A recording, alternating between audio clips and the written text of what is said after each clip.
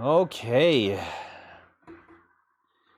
Let's see. I got a new counter in the corner. If you can see it,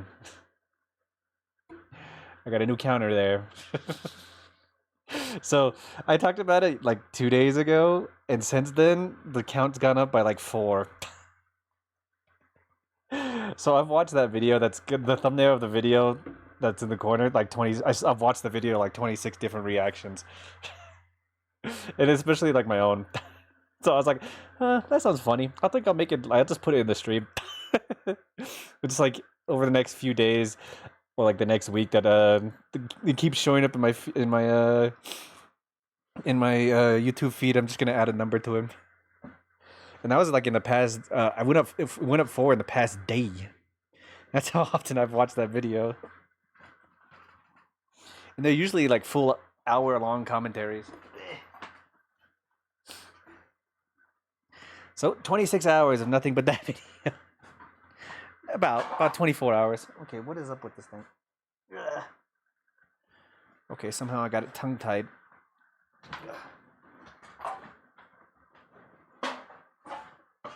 What the fuck? Okay, give me a second.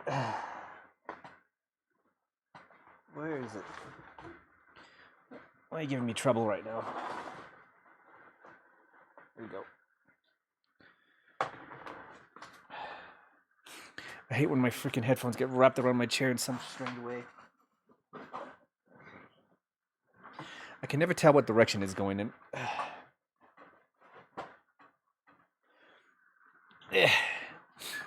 I want to put this down. I have a banana in my lap.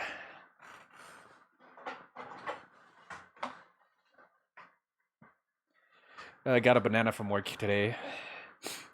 They've been adding like fruit to like a break room, and so I've been eating a little bit more fruit recently. Okay. So I'm probably just gonna keep this counter up for like a week, because I don't think it'll last that long. But I thought it'd be funny.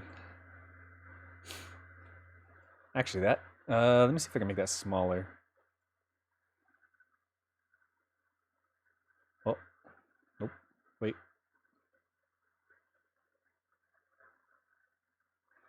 Maybe I should put it on the inside. That makes much more sense. Move this down. And we move this one in. There we go. How do I alter it again? Properties, here we go.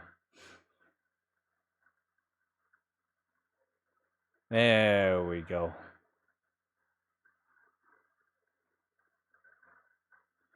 There we go. Maybe I should make it Comic Sans as well. Because the number on the inside is Comic Sans. There we go. Oh, that's too large.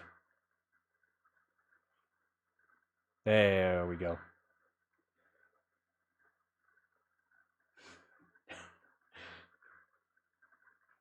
As far as I know, the new content for Genshin has been downloaded, so... Are you kidding me? I just charged it. It's been charging this entire fucking time. Oh my god. I fucking hate this thing. It's been stuck on green this entire time and saying it's charging. And now I just found out it's not charging.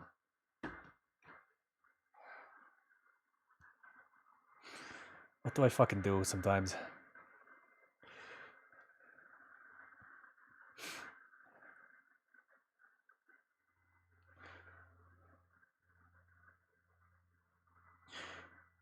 And it even has a charging light on, which is the most fucked up thing. It's like, okay, can you at least charge while it's charging? Yeah.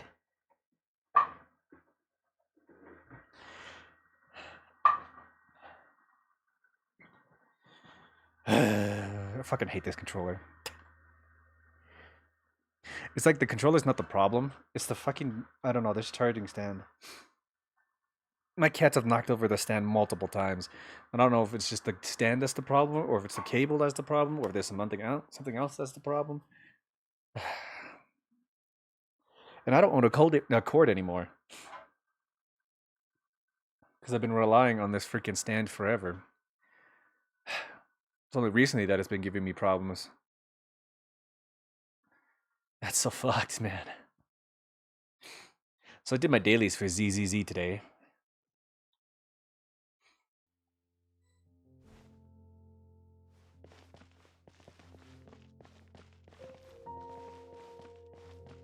Oh, everybody's still loading in.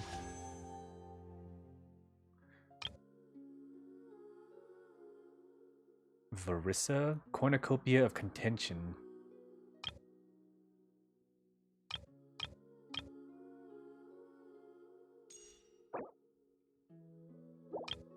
I have no idea who this is.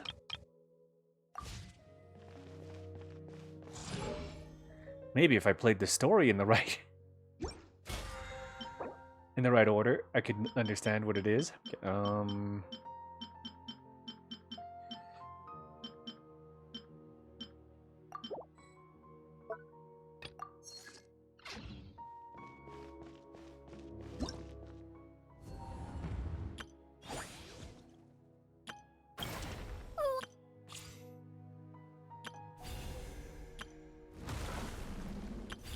Actually, I need that tooth.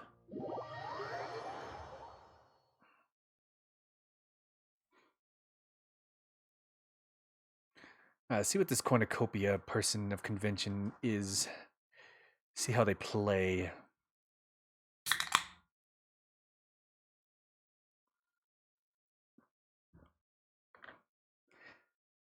So reactions. Yeah, 26 reactions is how many I watched so far in the past week that I've been seeing it on my YouTube feed. That's 26 people I've seen react to that video. That's 24 to 25 hours that I've seen that content. Actually, the one that I've liked so far the most is probably Flats. Flats Overwatch, which is wild to say because he's mainly like an Overwatch player, and then to see him react to Neuro is actually pretty funny. I saw that one today. There's Not a few hours from now. Into managing an orchard. From here. Watering, weeding, fertilizing the soil, making sure the temperature is right. You have to keep the fruit in a good mood. What is she, like a gecko?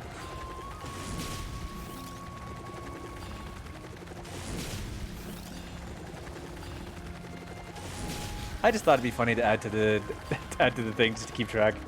I thought it'd be funny for today. Okay, what does it do? Nope. Not anything too important.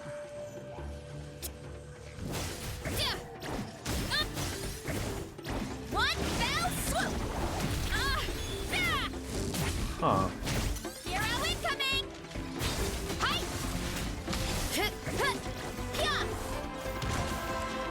She just fights with her hands? She's a ground pounder, which is weird. Heads up. And there's a whole combo situation as well. The night burns. Too strong. Ow. Ow.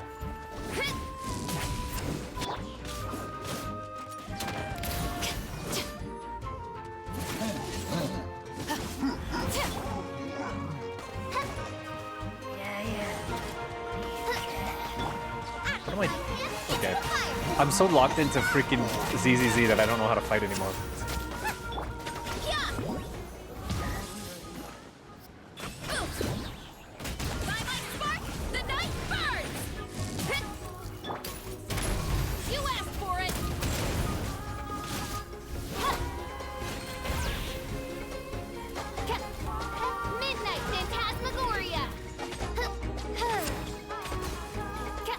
Also, I feel you about the fighting for ZZZ.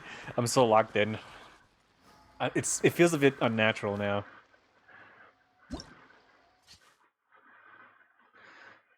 Okay, ring of speed. Oh! Oh, she's done with the trial. Okay.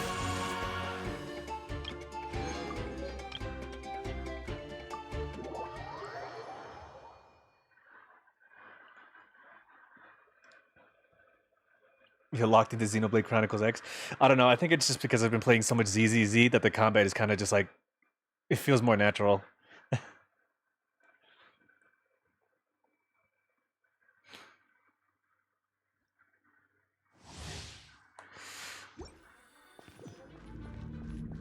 I mean, considering I did my daily right as I got back, I mean, it's kind of actually really hard to get just to anything else.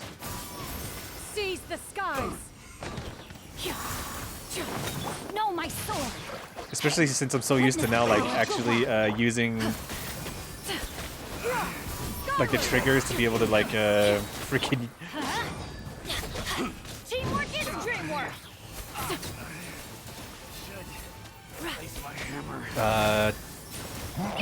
Inconsequential. To switch characters, now I have to use the D-pad, which actually feels a little bit different. Up to it, Manzai.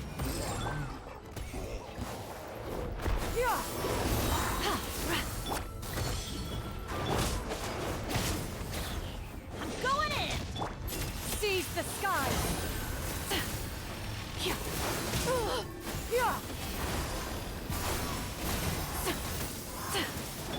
Ring cutter.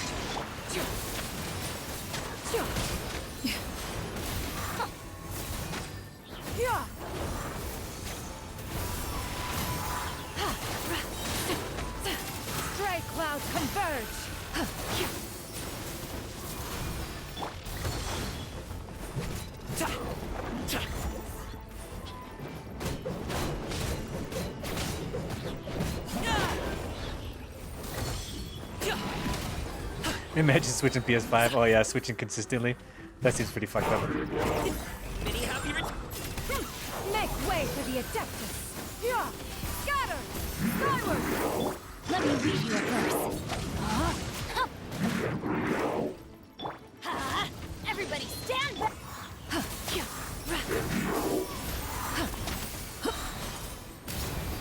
Seize the skies!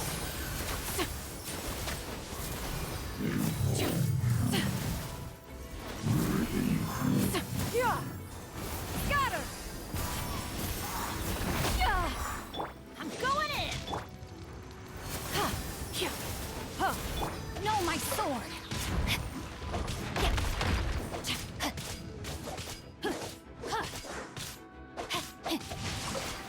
Rain cutter!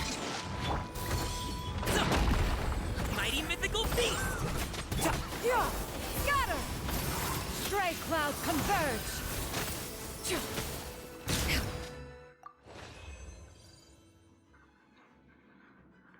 Okay, other trials. Tempered and molten stone. Who is this? Jansen? Jansen? Jansen? Jansen? But soon after this, we can continue the Fontaine story and then see what side quest we get from there. I mean, we're about to head to the court and head to the theater. I'm about to find out what exactly we're getting involved with.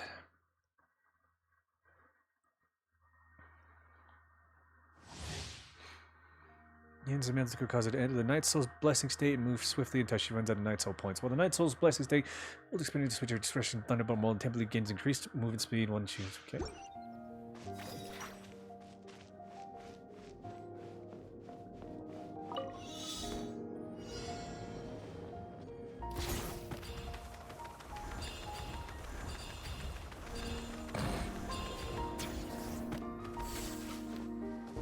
Why does that seem kind of funny? What? Quick as a flash!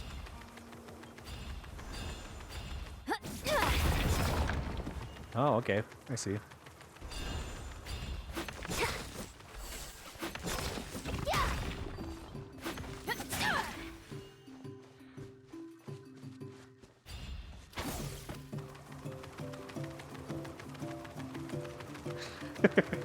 It feels kind of stiff. It's so funny.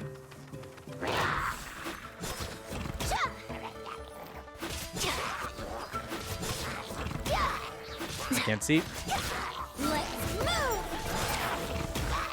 Controlled breathing.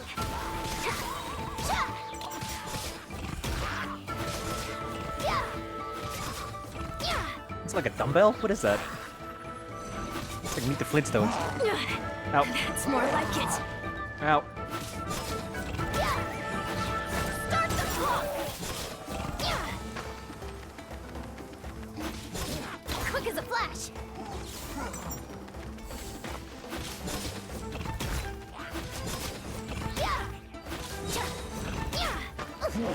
Push through the pain! Oh no, that's messed up. Everybody stand! Drop your weapons! Hands where I can see them!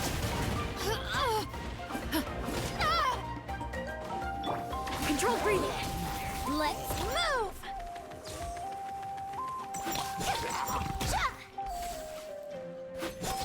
Are you kidding me? It canceled my ability.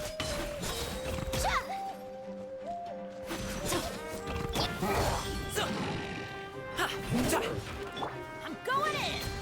That's not gonna help. I'll kill this guy first. Start the clock! Stronger! Okay, how does that ability work? I don't understand.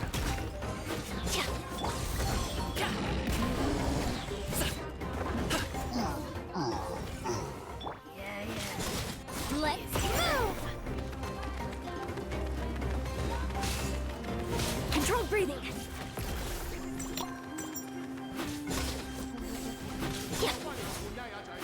Okay, I don't understand how that works. I'd have to have take more time to actually Justice will prevail. figure out what hers is. Stop right there.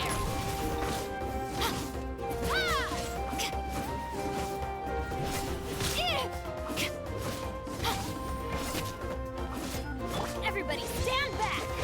Let's light it up. Up to it, Matai. Quick as a flash.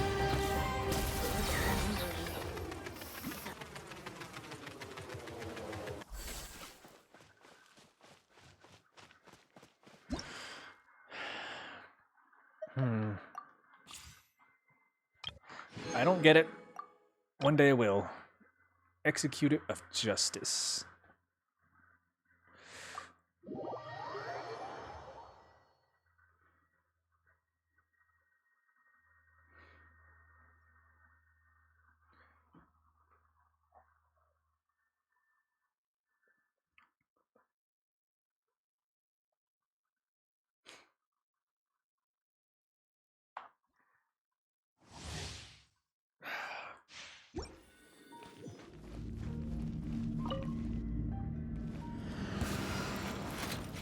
Drop your weapons.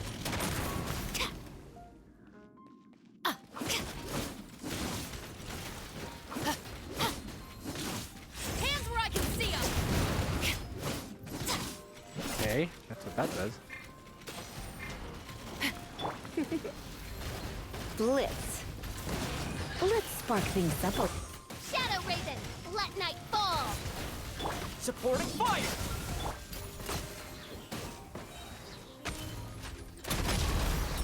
Justice will prevail.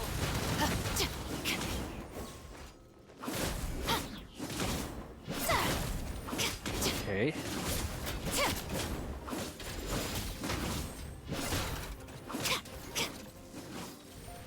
So Final I hold warning. this, shoot, and then I get an ability boost. You asked Some of for them? it. Check this out.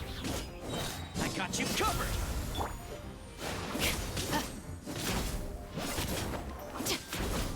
You're in for a little shock.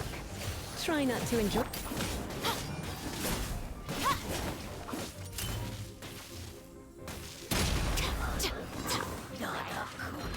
It is the hold ability, which is a little bit different. I summon thee. Midnight Phantasmagoria. Justice will prevail. Drop your weapons.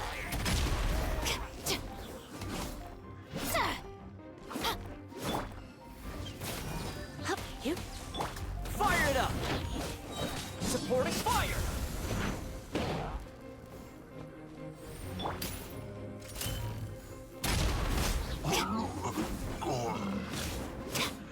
Yeah, I'm not sure how this ability builds, but when it's built, it's actually pretty good.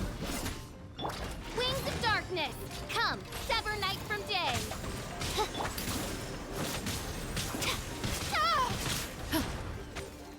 Stop right there. Stand down. Let's spark things up a little. Come a little closer.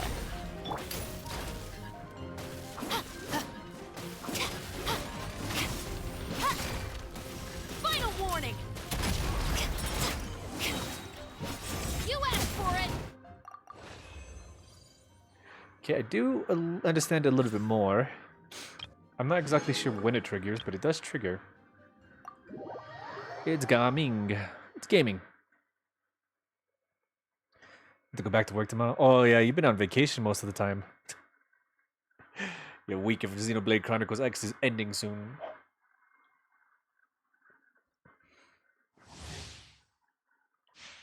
Alright, there we go.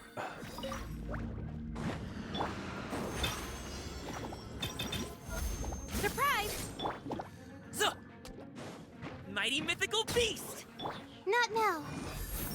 Don't be scared. I'm going in!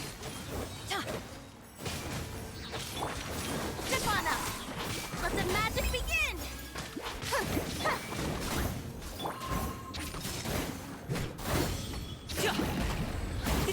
Many happier. Everybody stand back! So sad. Hold! Mine to command! My guiding star!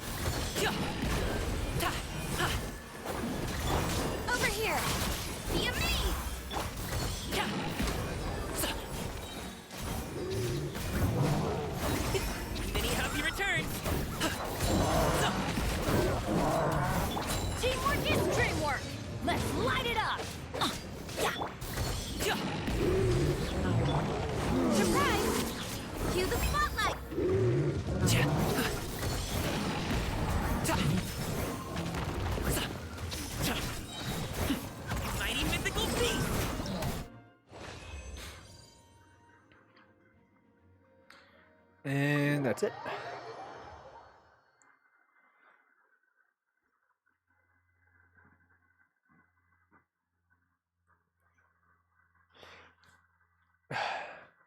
Okay, yeah, and son, I don't know how she works. How they work. How she works.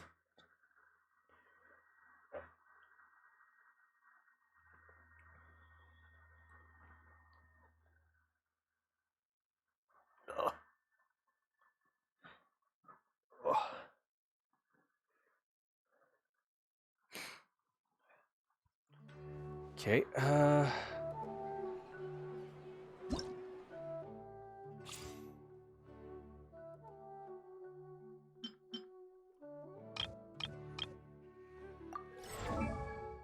not what I wanted.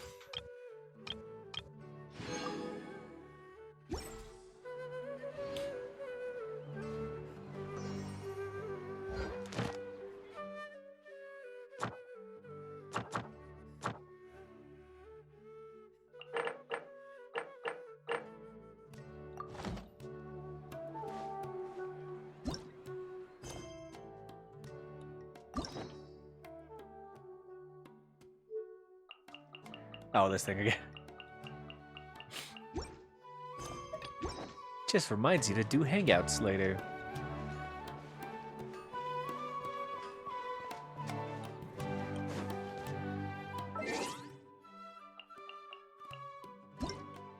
Okay, what did... Oh, nope. What is the mail?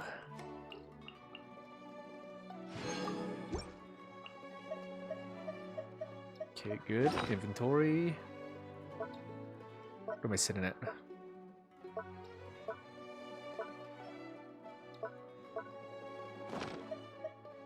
Say, so the question is, which pool did I go for? So does it try and go for the new character? Or the one character that I, Or go for the mother one?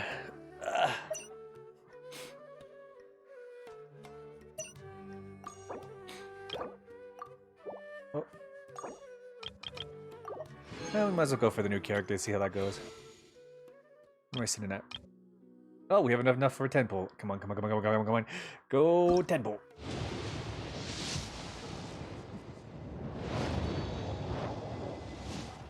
Mammuthic. Segmental fragments, okay. We got gaming.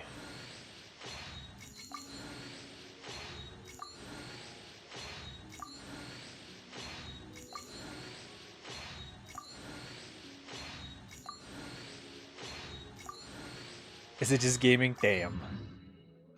Well, we got a book as well. I haven't seen this one before.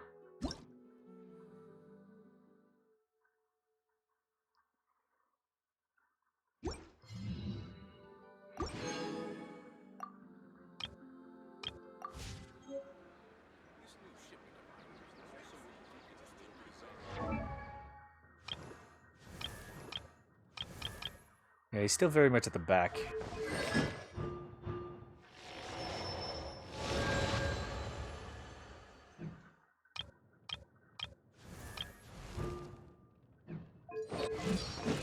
Wait, she leveled up already, right? Yeah, okay.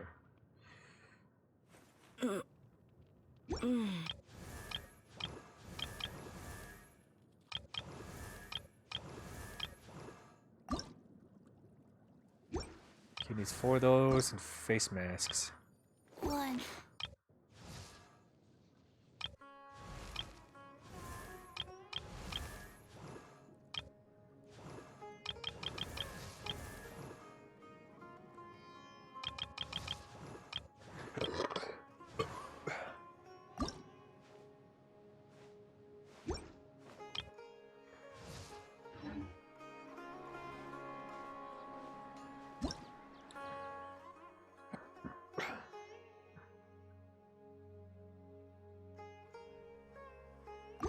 Struck with the right means of commit. You realize how much you miss Xenoblade? Nice.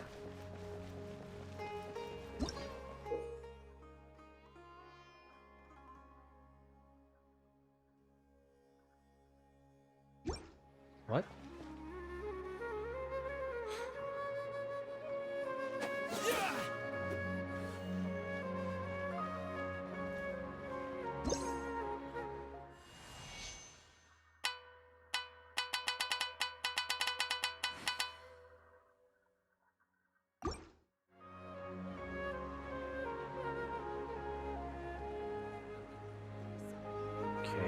Now it's got an external function.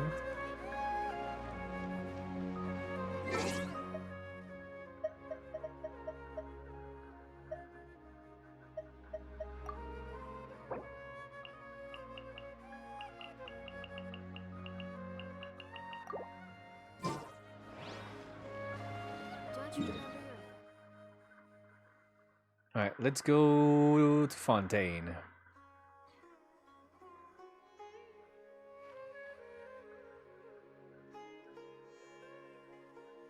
Okay. Huh.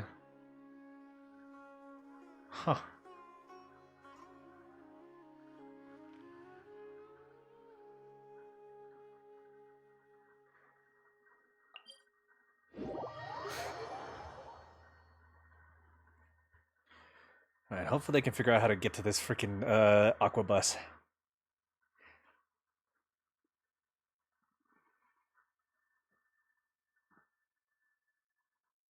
That's the only thing I need to get to, is get to the aqua bus. This is not it. Okay, well, let's see. I think we'll go this way. That's entirely the wrong way.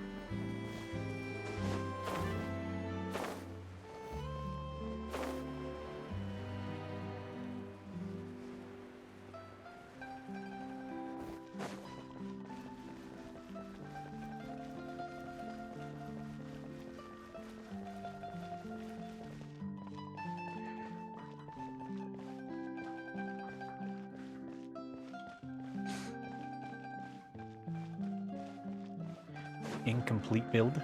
Interesting.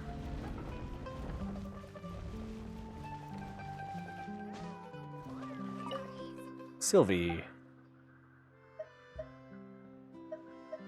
See you. Well, you didn't really exactly help me, nor did you hurt me, so... Not that it's her fault.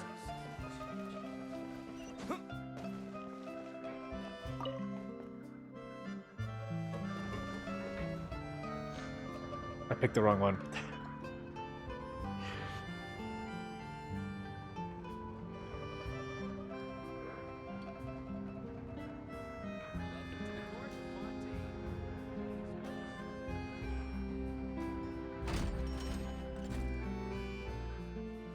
It's on baby legs? Oh.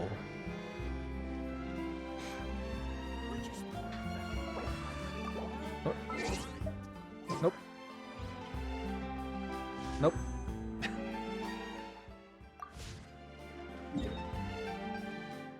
Okay, here we go. Well, we unlocked that one. Yeah, it's... Yeah, I thought so. I did go up one too many.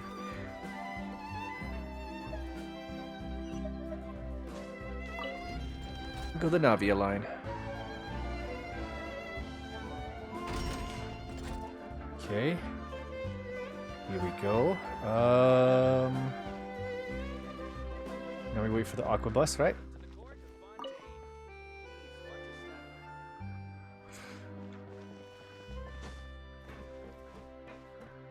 Alright, here we go. How did you? When does the... Immediately. Oh. Alright. Welcome to the Navia line. I am Elfan. The boat will be departing imminently. Please do not stick your head, hands, or other body parts outside the boat. The Aquabus operator is not responsible for any accidents or injuries resulting from doing so. Also, please remember to buy the Steambird, though I don't read it myself. Okay. The destination of the current tour is Erinias. Points of interest worth visiting include the Fountain of Lucine and the Opera Epiclese. If you look to the left in the direction we are currently traveling, you will see the famous Fontaine Research Institute up in the sky. An experiment gone wrong turned a new sightseeing opportunity. Human ingenuity truly is a wondrous thing. Okay, cool. I kind of want to go there now.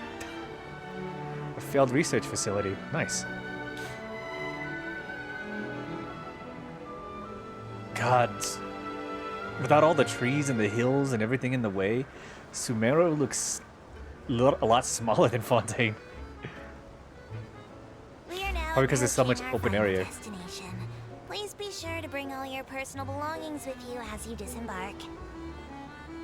Even though I will take any forgotten items to the lost and found, the paperwork is rather annoying, as Melusine hands are not suitable for grasping pens.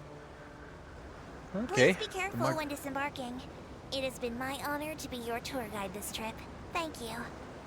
Okay, thank you, Elfane.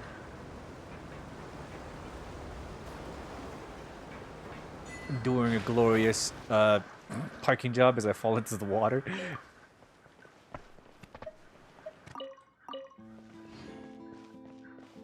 Okay. My first ride on the Aqua Bus. By choice.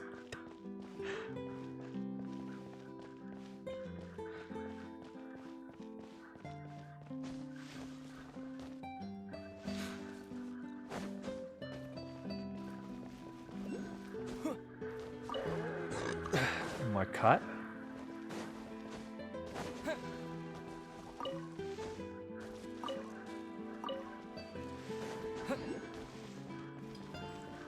Wait, I unlocked this one already? When?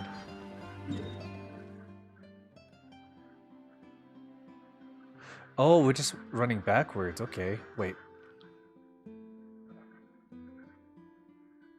Yeah, when did I unlock this?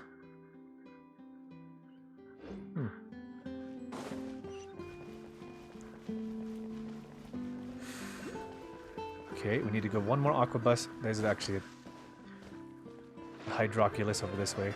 I want to get this one and the one in front of me. What is this?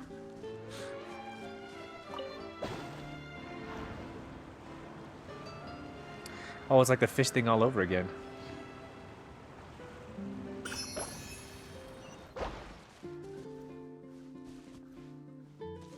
Alright, that's sick.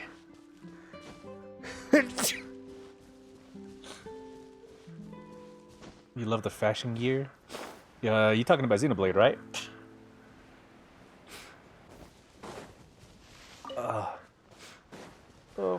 I don't know what caused it or if I just hurt myself in some way. Every time I sneeze now, my stomach fucking hurts. I don't know if I just worked out my midsection in some way, shape, or form, but it hurts anytime I sneeze now.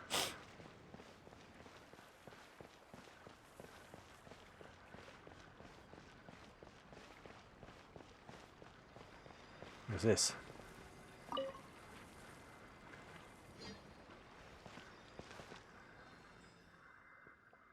Most reason has been scratched out, but you can make out clear dew sings on the foggy forest path. Well, so many words have been scratched out. These look like introduction to the attractions, don't they? Bah, some tourists just consider it. Tourists usually only write stuff, don't they? That's true. Like writing, we're here and stuff. No, wait. We are good people. We wouldn't do that. Then it's straight, isn't it? Why would they scratch out the words and just leave that bit in? So many scratches in the sentence too. Paimon thinks they managed to stretch it out completely. Lucky foggy forest path. We slipped through the cracks. So what is this foggy forest path?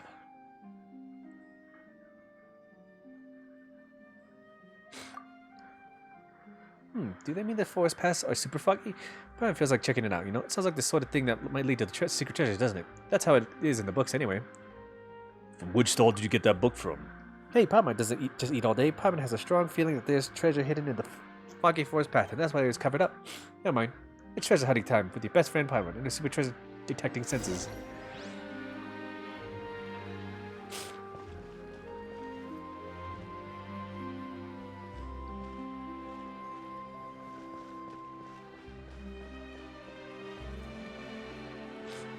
Oh, right here. It's right in the middle. It's like, where's the Dendroculus?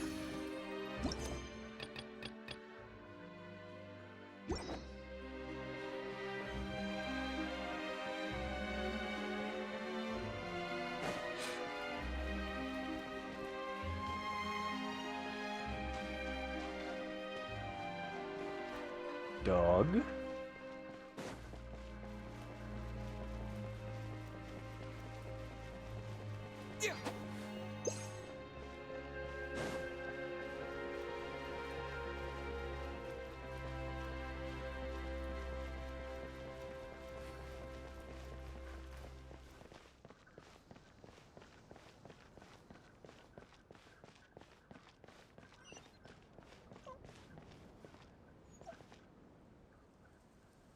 Dog.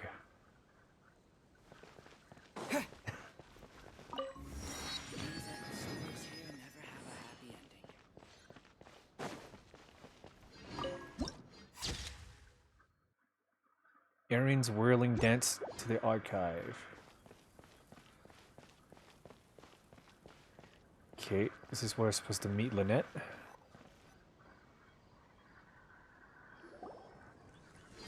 Whoa! Now this is fancy! The Opera Epiclese! What a place to hold a performance! No wonder Linny and Lynette were looking forward to it. Huh. Looks like there's a lot of people standing around the fountain up ahead.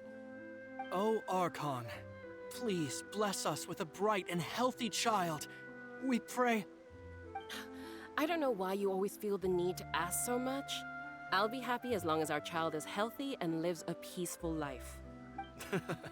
I guess if they're our kid, then there's no doubt they'll turn out smart. Wow, what a brag. Maybe this is one of the customs in Fontaine. There sure are a lot of couples here. Vache. Huh? What's wrong? Vache. Vache. Oh, another Archon thing, huh? Did you just say something, Paimon? No, Paimon didn't say anything. Are you hearing things? Whose voice was that just now? Welcome to the Fountain of Lucine. All the water flowing through Fontaine converges here. It's customary for newlyweds to come here and wish for children. Lynette! You scared Paimon! When did you get here? Lenny asked me to wait here for you, remember? Right. By the way, What Lynette, do you mean? There are a lot of people here right now. the voice was coming from the fountain. Hey, you're not trying to scare Paimon, are you? Besides, it's the middle of the day. It's not the time for eerie things. It was actually nighttime a couple seconds ago. I see. I might be able to tell you something that could help explain the voice you heard. In fact, you might not be imagining things at all. I suspect that what you heard is a result of your hypersensitivity to the hydro element. Others in my family have had similar experiences. So wait, Linny? Linny has had experiences like It's this? because of his sensitivity to the hydro element? But what would hearing a voice have to do with elemental power? When do you cry, Paimon? Wait, what? What does that have to do with anything? Just answer me. When do you cry?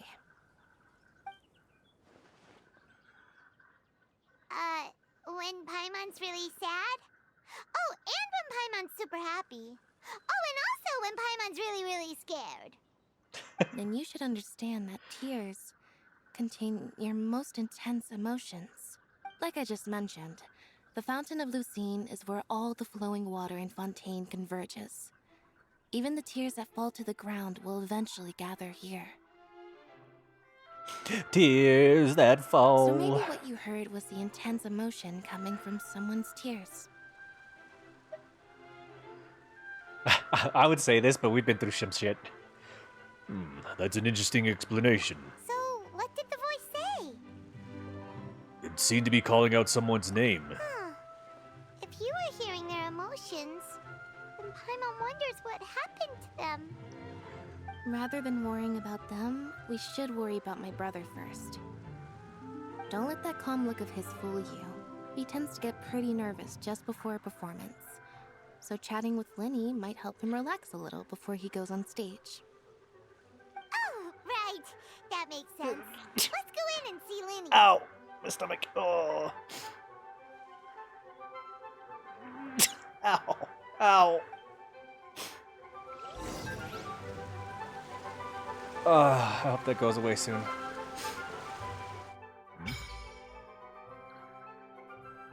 For the hydrocycles you obtained from the adventures in the Fontaine of Lucine. Okay. Oh, I jump into the sickles. Well, at least they did it right away.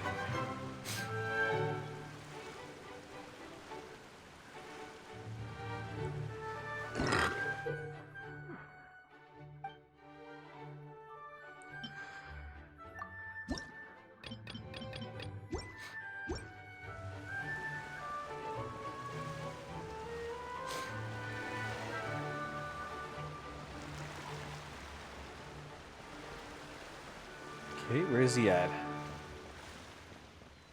Doug.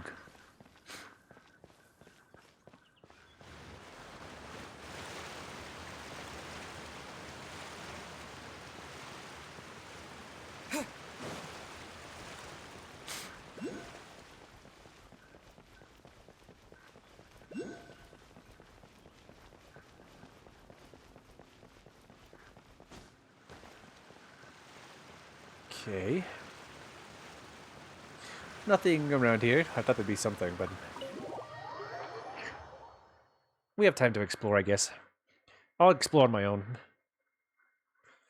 Ooh. Ugh, I gotta stop scratching my foot before I start bleeding.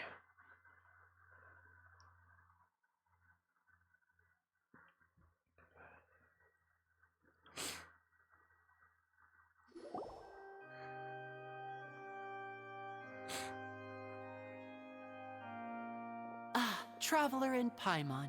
Good to see you. I knew you two would come. Are you kidding? We wouldn't miss it for the world. We've been looking forward to it. We've only heard about it yesterday, the other day. I mean, it's been technically a week for me, but for them, it's been like 2 days. I can tell, judging by how early you've arrived. Early, okay. There's always something wrong with you. But you're actually right on time. The audience still hasn't started entering the venue yet, which means now is the perfect chance for us to take you to the best seats in the house. Wait just a moment. I'll fetch the tickets. We've barely met this guy. We've done one job for him that was a side job, and we did another side job because his family needed it. And somehow we're getting front row seats for this thing. Seems a little strange, but I have no like misgivings about his personality so far. He hasn't given me anything to really doubt him yet. So it just might be he happened to run into us, and he happened to be like, "Oh, okay."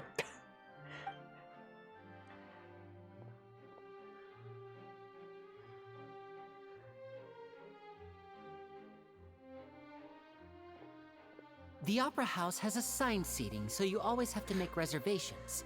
I've already reserved your seats, and here are your tickets. Do you think he has to kick somebody out of the seats first in order to reserve them for us, even though we just showed up out of nowhere? Ooh, front row seats. Thanks, Lenny.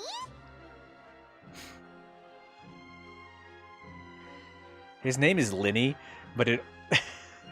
I don't know why, but I'm just thinking of Lenny from Red Dead Redemption 2. And it makes me a little bit sad. Don't mention it. There's no need to keep thanking me. Hey, Lenny, could you come over here and take a look at this? Oh my god, it's Arthur Morgan. He said Lenny. Oh, I'll be right there. Seems there's an issue with the stage props over there. That's Cal, my assistant, calling me. I'll go lend him a hand. Let's get busy. Yeah, we'll just go to our seats. You go ahead, Lenny. It just sounds like they're like accidentally not saying Lenny. Lenny.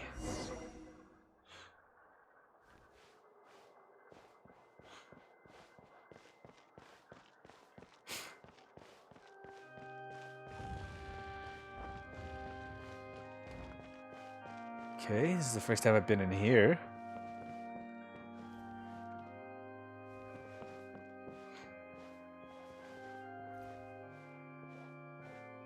It does look like a play stage. As well as like an opera house kind of situation, of course, obviously, but that's not what I'm too locked into. Oh, these should be our seats. Come on, let's sit down. We got a whole bench.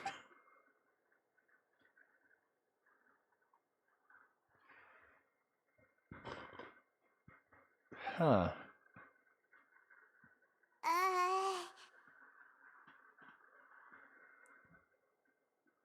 Oh, are we being rude by her floating? uh, Hey,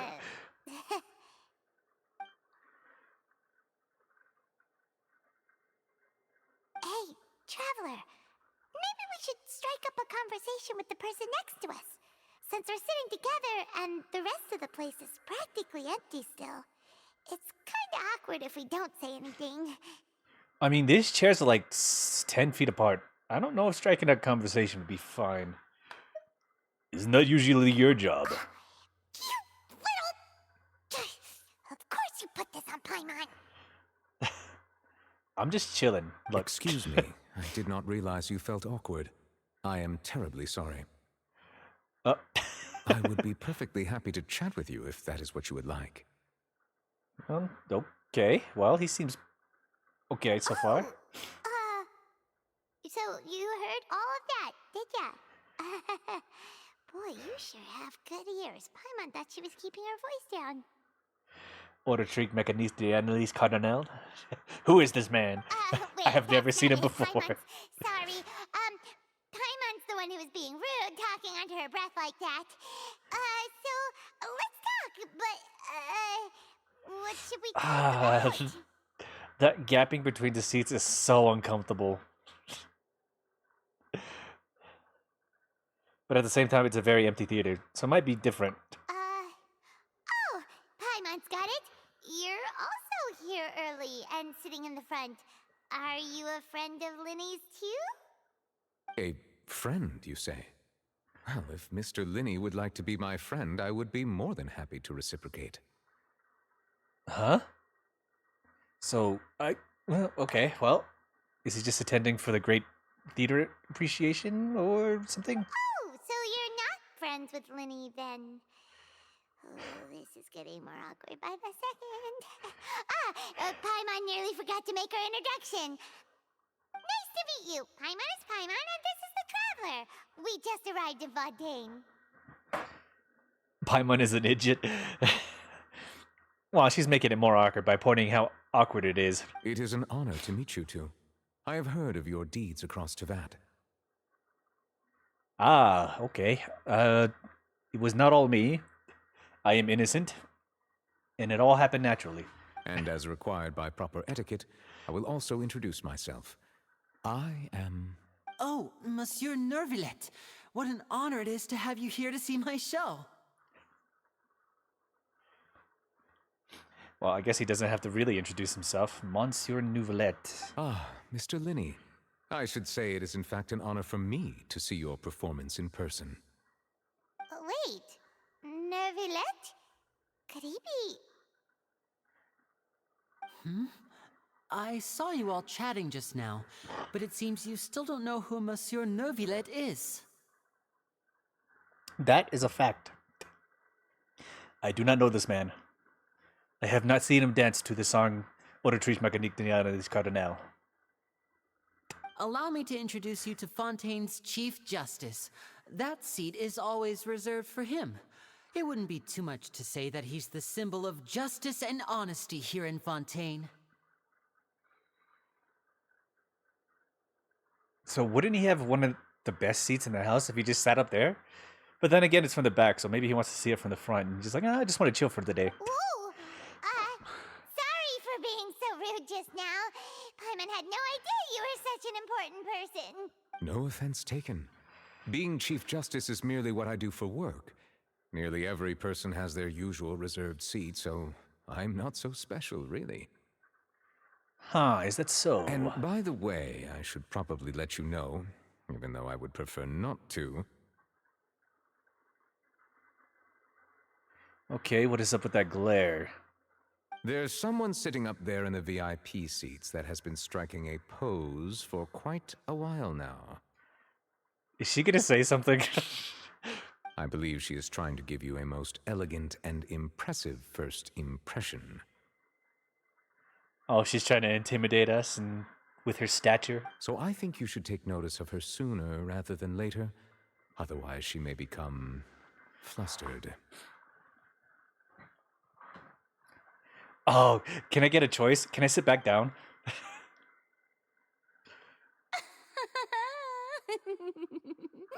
Damn it. See, that would have been so funny if you were given a choice sometimes to do certain actions. Even though, like, just a simple action would change, like, the dialogue and outcome. Just a tweak a little bit. It doesn't have to like make a big impact on the story, but it would be funny to see like other reactions. Huh? Oh, it's Farina, the Hydro Archon. She sure has a smug and satisfied look on her face. Guess she has no idea that you saw right through her act. Please, can I sit back down? Very good. That is for the best. No need to pay her any more attention. We may now enjoy the show. Oh, she just wanted us to notice her. Huh? So is this what things are like between the Chief Justice and the Hydro Archon? See, it would have been funny to see like the reaction if we just like ignored her completely. Just a little tweak. I think little tweaks like that would make a lot of like little story modes kind of funny, a little bit more like enjoyable. Even though they're already really good, it still would make it a lot funnier if you can make just that tiny tweak to where it's not impactful, but it's also pretty funny. All right, please wait just a moment longer. I've pretty much finished my preparations, and the performance will start as soon as the audience has made their way to their seats. Yay! The show's finally about to start! Paimon can hardly wait! Paimon's never seen a real live magic show before! The crowd enters the venue, and the curtains opened for the show to begin. Oh! They're dimming the lights! The show must be starting!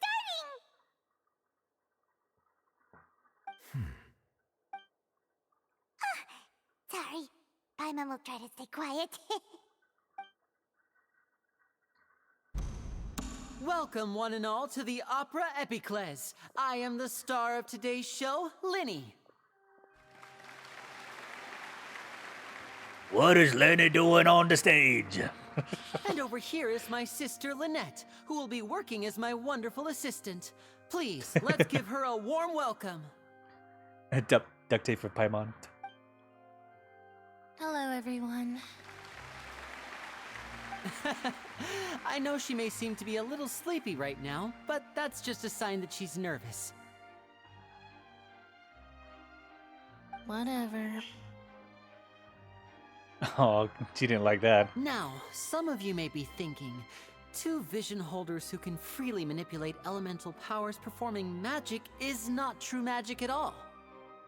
So, I would like to take a moment to assure you that elemental powers will have nothing to do with what you will witness on the stage today. Interesting. So an actual performance act, okay?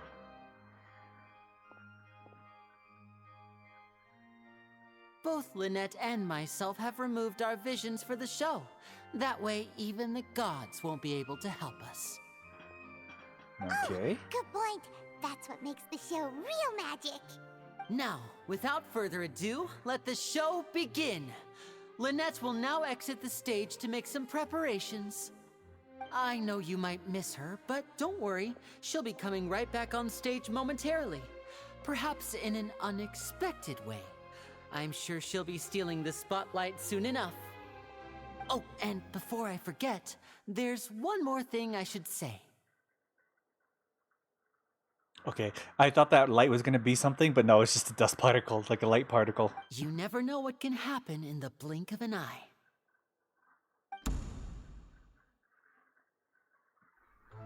A magician's greatest skill is making things disappear or appear. The possibilities are endless.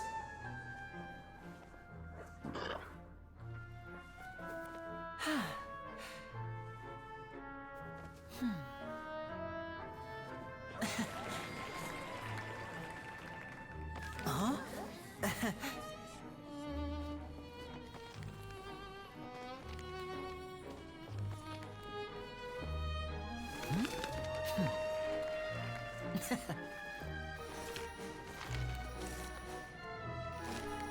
Hell yeah, the this card isn't trick. what you came for.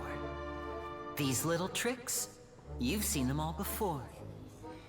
So it's time for something truly extraordinary, don't you think? This one's a little tricky.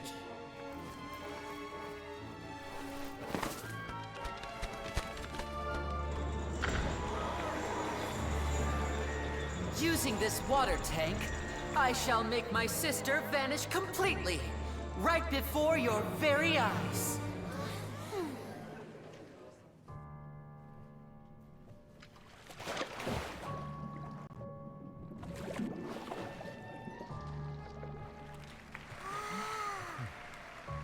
It's actually quite simple.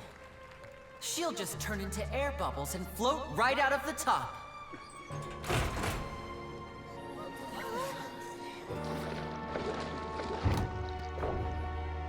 Oh no! I told them to check all the props carefully. With the lid on, even air can't escape. An amateur magician would be getting very nervous right around now. Luckily, it's me on stage, so let me show you what a true virtuoso can do.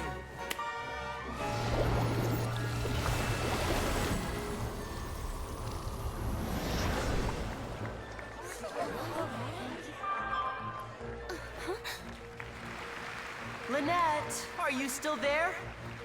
Don't go too far. We don't want to use up all our magic. Hi, I'm back. Uh-huh.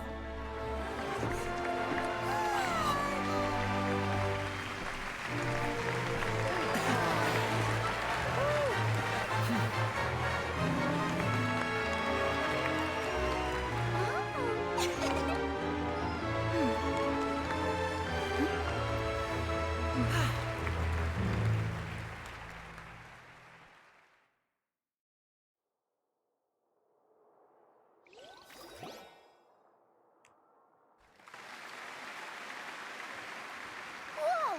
What in the world just happened? How did he do that? Paimon didn't see him do anything! Wasn't Lynette inside the water tank? How did she disappear and then reappear out of nowhere? No wonder he's a famous magician. If we could see easily through his tricks, then that would mean that his skills are still lacking. To appreciate magic, you should focus on the show happening on stage, rather than getting caught up in trying to see that which has been intentionally hidden. Okay. That's right. Paimon couldn't believe her eyes when Lynette reappeared. Amazing! Thank you everyone. I'm glad you enjoyed that performance. But our magical journey has only just begun. I've prepared even more astonishing surprises for everyone here. Oh, okay. I thought it was just the one trick. Okay. The magic of transformation and disappearance can go far beyond what you've just seen. I'm sure many of you are thinking that escaping the water tank was impressive enough. But Lynette is still my assistant after all. In which case, I have ample time to make all necessary preparations. So, for my next trick, I will require the participation of one lucky audience member. Oh no. Is this gonna be Farina? Please, if my assistants could bring out the magical boxes now. Or is it gonna be... There are 2 boxes and only 2 boxes. One is here and one is there in the aisle among the audience. I'm sure many of our clever audience members have already guessed our next magic trick. A swap. Okay, fair enough. Our lucky audience member and I will each enter a magic box. After 1 minute, we will each emerge from the opposite box. A whole Fontaine minute, huh? Now please, everyone pay very close attention to the box you see here. Don't give me any chance to make a move. Wow! How's he gonna do this? Hey, do you think this is all magic tricks, or does Lenny have actual superpowers? Let's watch and The see. audience member will be generated by this random number selector. What if it's Paimon that goes in the box? It selects numbers entirely at random. Even I don't know who will be chosen to participate. Duct tape for Paimon. Put her in the box. Now then, let's begin. Let me see. Oh, row 7, seat 3. Congratulations!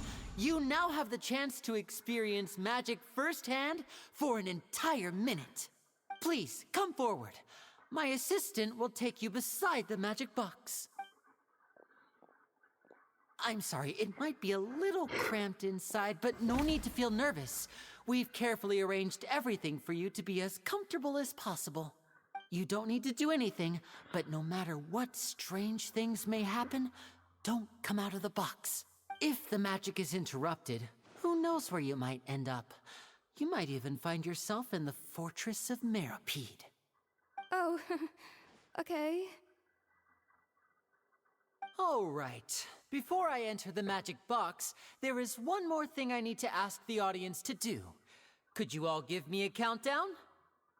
It's kind of surprising that they don't have like background music going about. You think they would, but it's just like silent for a majority of it. Like this. 60, 59, 58. Just You're gonna make keep counting down. You can go a little faster or slower if you like. I won't be able to see anything Three, in two, the one. pitch black box, so I'll be relying on your voices to know when time is up. Oh, and no tricks now. If you quickly count from 60 in just 30 seconds, then I'll be in a tough spot. Ooh! Paimon kinda wants to count faster after hearing him say that! With the whole crowd counting together, you couldn't even if you wanted to. No, that won't do. I can see it in your eyes. You still can't be trusted. Let's practice together. Okay, so you're gonna insult us and then tell us we're lying. Come on, repeat after me. 60, 59, 58. 60, 59, 58! That's right, perfect. Keep it going. All right, I'll see you all on the other side once you've finished counting. 54, 53, 52? Huh? Why aren't you counting, Nervalet? I am counting in my head. I think things are exciting enough in here as it is. Well, it's you. Merely a consequence of my identity and personality. Do not worry about me. Just enjoy the show. Ah, so he's engrossed in it. So he's not. He's allowing himself to be invested in it. Okay, fair enough. You look so serious that Paimon thought you might be feeling uncomfortable or something. 40, 39, 38! Mr. Linney, are you all right in there? Is everything ready? Yes, I'm fine. I'm just double-checking the direction of the magic. It would be a disaster if we get sent to the wrong places. For example, midair right above the audience. Even though he's saying that, Lenny doesn't seem nervous at all. I think it's all part of the show. What? What was that noise? Did you hear it too? Maybe it was just to divert our attention. Sure. Anyway, it doesn't seem like anyone's worried about it. 25, 24, 23! The counting's supposed to distract you so your single focus is on the box in front of you. What's wrong, Mr. Linney? I can still hear you moving in there. I seem to have accidentally knocked over a decoration. I'm trying to fix it, but it's pitch black in here. I can't tell left from right. Never mind the decorations. There's no time for that. The show is what's important. No, that's unacceptable. I want my show to be perfect. Don't worry, we still have 20 seconds. Hear them counting? 19, 18, 17! It's like fiddling with a zipper on your jacket and you can't see. It seems things aren't quite going as planned. I apologize, everyone. It feels like you're all starting to count faster, but that's all right. I know it can be tiring to do such a long countdown. Or like taking like a fully buttoned shirt and trying to button it in the dark when you can't see. And you end up fucking it up all entirely. 10 seconds and change is still plenty of time. 10! Almost there now. Whew. Swapping two people is harder work than you might think. Even a master magician like me can't guarantee I'll get it right the first time. Hey, wait! Is this the back one? I can't tell. They both look the same inside. Huh? No, that's not it. I'll try again. 7! Hey, slow down! Honestly! 5! 4! 3! Whoops! That doesn't count! 0!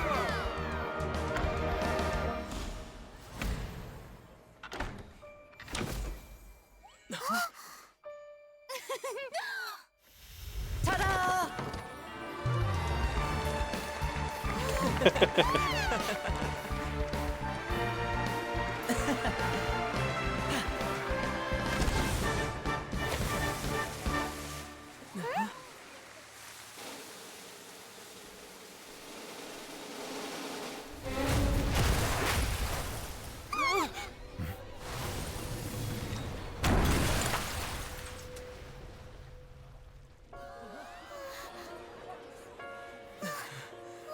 That's not good.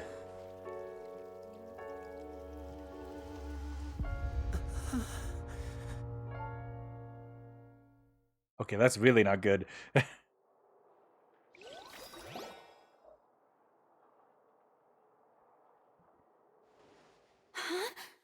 Is this part of the show? Mr. Lenny, you're going to use magic to fix the stage now, right? What happened? Oh no. Maybe this isn't part of the show. The girl was still in that box, right? This performance is over. Medical staff with me. Guards, secure the scene and detain all the performers. Seal the exits. No one is allowed in or out at this time. Yes, that's right. If this was just an accident, then we must investigate the cause. But if this was all part of some scheme, then those accountable will not escape the judgment of the God of Justice. No need to be alarmed, you two. We'll get to the bottom of this soon enough. After some time, the guards complete their investigation. Unfortunately, the person who is in the magic box has been pronounced dead. His name was Cowell, one of the assistants in Linny's magic troupe. Wait, the assistant? How did the assistant end up in the box? Apparently, the fireworks on stage ignited the ropes that were suspending the water tank, which then caused the tank to fall onto the stage. A pyrotechnics accident or more? As of now, we are still not sure why we found Cowell in the box, rather than the guest from the audience. Yeah, that is a fair statement. After an initial search of the area, the guards have confirmed that the girl is nowhere to be found. Really? It appears that this incident was not merely some mishap with the performance, and there are many indications that it is connected with the case of the serial disappearances of young women. In what way? The serial disappearances case? That's the case that Charlotte mentioned before. In front of an audience including the Archon and the Chief Justice. I know the truth. I can see through the whole thing. Really, using such a shallow and obvious mystery as his finale. Did he really underestimate us that badly? Wait, do you think Linny did this? I say that our powerful magician, Mr. Linny, is now the prime suspect for the serial disappearances case. Huh? Why me? This whole thing was an accident. Oh, this all occurred during your magic show, did it not? The missing girl disappeared after being chosen, did she not? The deceased is one of your assistants, is he not? Now that I think about it, that whole speech about magicians making things disappear was nothing more than a provocation, a bald-faced challenge. That can't be right. How can Linny do this? Why are you, really, trusting this man? We barely know him. He was in the box on the stage the entire time. We can even hear his voice. But at the same time, we have no reason to doubt him. Well, we have no reason to accuse him of it. Besides, before the show, he told us that he would like to catch the criminal behind the disappearances. He couldn't possibly mean catching himself. It's hard to believe all this happened during the Save show. discussion for a later time, please. Lady Farina, may I assume that your comments just now constitute an accusation against Mr. Linny and his associates, and that you are pressing charges? Huh? I just think that he...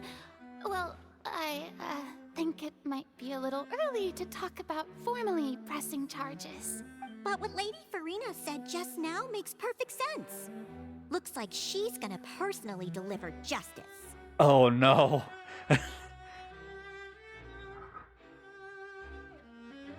Oh no, don't tell me she goes with it because the crowd thinks she should. A kidnapping and murder carried out under the cover of a magic show.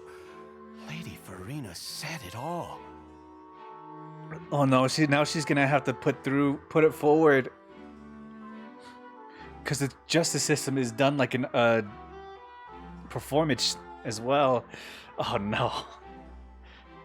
She fucking lit her own lit her own forest fire, and now she's got to live in it. I mean, of course, my dear people.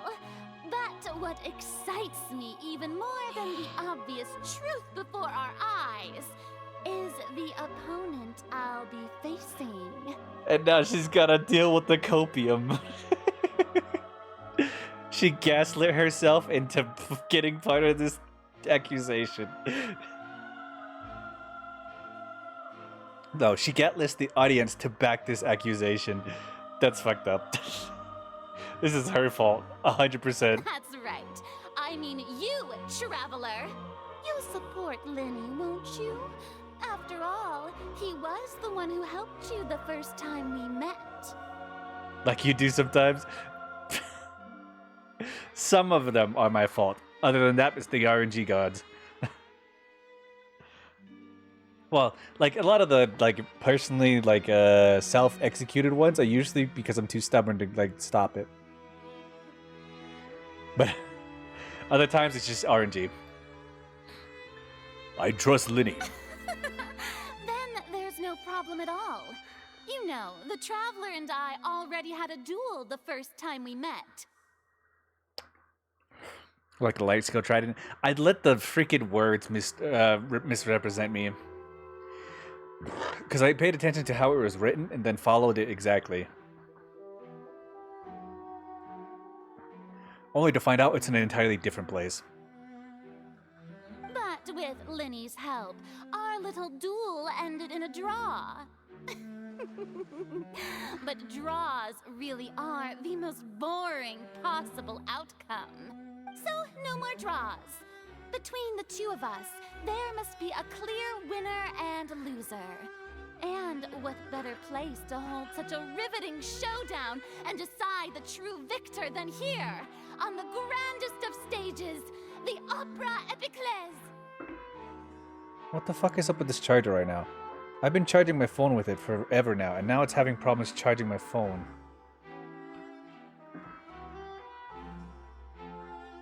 It's usually pretty okay, but now it's having a hard time charging my fucking phone. What the heck?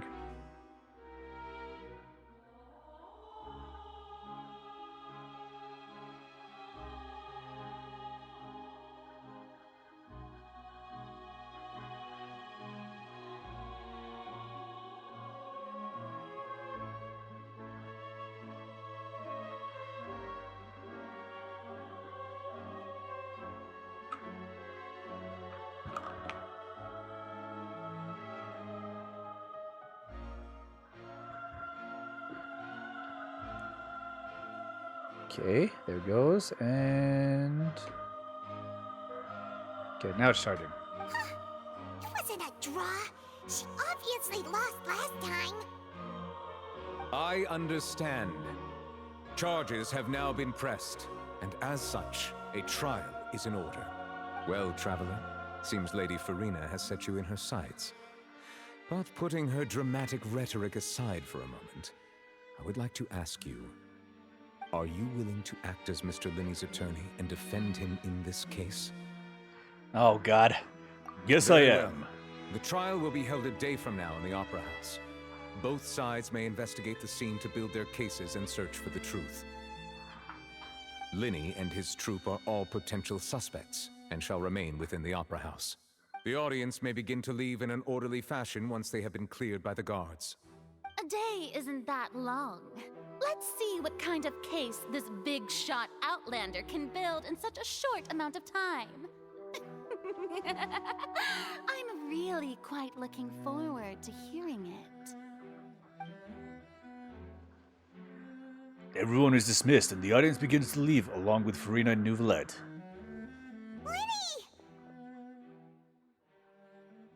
Sorry about everything that happened just now. Were you frightened? Of course!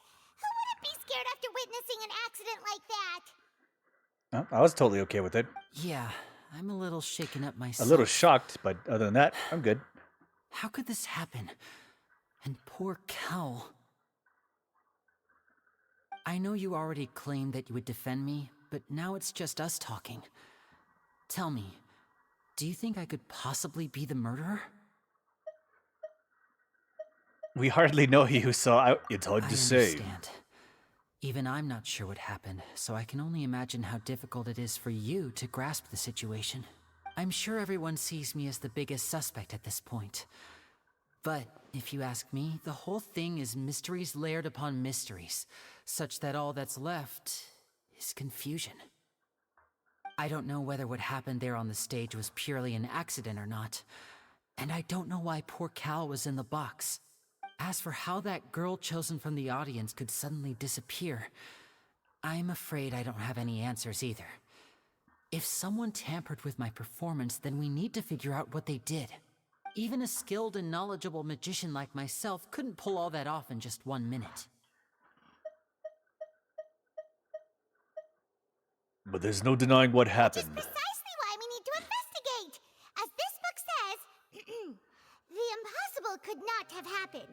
Whatever happened must have been that which is possible. Where did you get those glasses? Paimon bought them when we were reading at the bookshop in the city earlier. Pretty cool, huh? Well, I don't mind it. Don't worry. Paimon used her own savings to buy them. It wasn't from our travel funds. We have travel funds? I think they look cute on you, Paimon.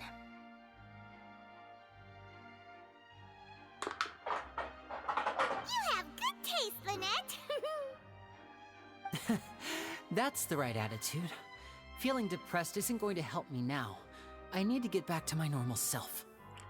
But with the guards watching our every move, it's going to be especially difficult for Lynette and I to prove our own innocence. Good thing you agreed to be our attorneys. Thanks for that. We'll be counting on you. Yes, thank you so much.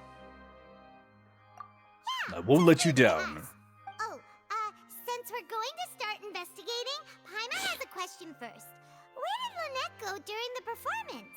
Oh, well, I'm afraid that would involve some of our essential trade secrets as magicians. The secrets behind our magic are past saving, Linny. I suppose you're right. The truth behind our tricks is going to be important evidence that will be weighted during the trial. Oh, then it's gonna be exposed, and then it's gonna not be as magical as it was before. That's so sad. Because their business is just gonna fucking drop off hill once it's, like, revealed. That's a little bit sad. 'Tis truly a pity. As a magician, our magic show is a work of art. We've poured countless hours and spared no effort in perfecting it. I'd see it. It's kind of sad because then it ruins the show if you know how it works. But if revealing our secrets will help you uncover the truth behind what happened, then it will be well worth it. We should go somewhere else if we're going to discuss our magic tricks. We'll go speak with the guards, and in the meantime, you can go investigate the stage and the seating areas. Alright, let's go have a look while the investigation teams are still here. Detective Paimon is on the case!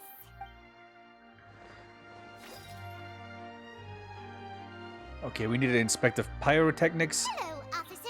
How's the investigation going? We're Linny and Lynette's attorneys. I see. You must be the traveler that Lady Farina mentioned. Listen, I'll be perfectly honest with you. I'd avoid getting mixed up in this whirlpool of a mess if I were you. Huh? What do you mean? Come with me and you'll see. The deceased is one of Linny's assistants, named Cal. Even though he hadn't joined the troupe long, he was hardworking and everyone generally liked him.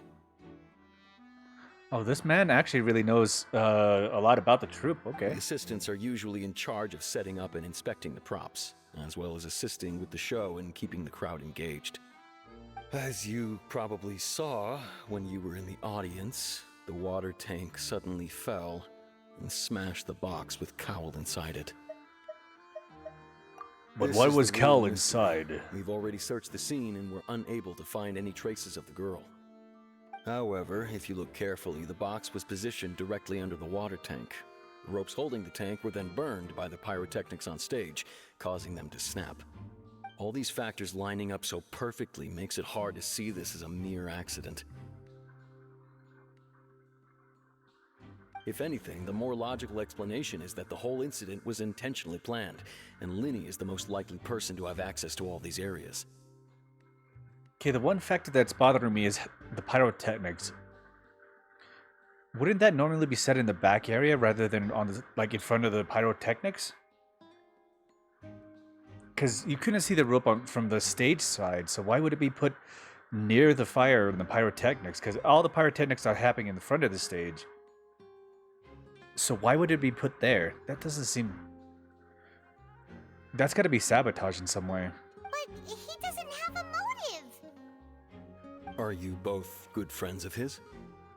Well, you can't say we're good friends, but we've known each other for a little while. See, a little bit of continuity. I like that. So in just a short time, he was not only able to win your trust, but even convince you to act as his attorneys. Well, we got called out, so we kind of were forced into it, but we also have nothing against the man. He did a lot of good things for us. I know there's no such thing as magic. The real trick of a magician is holding the audience in the palm of their hand. That's very cynical, but a very true statement. I've seen a lot of cases, and I can tell you that people are the least reliable kind of evidence. That is a true statement. And that is a fair statement. Sorry, but that's not always true. Pretty straightforward. Just know that I'm warning you for your own good. Yeah, he does make a fair point. There's no argument against that. That's justice. Anyway, you may investigate the scene of the crime yourselves if you're curious. Who knows, maybe you'll be able to come up with some new evidence.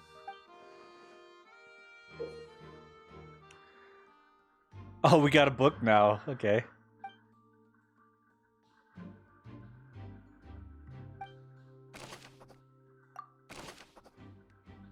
Deceased identity. Deceased is one of Lynn's Dean Carroll.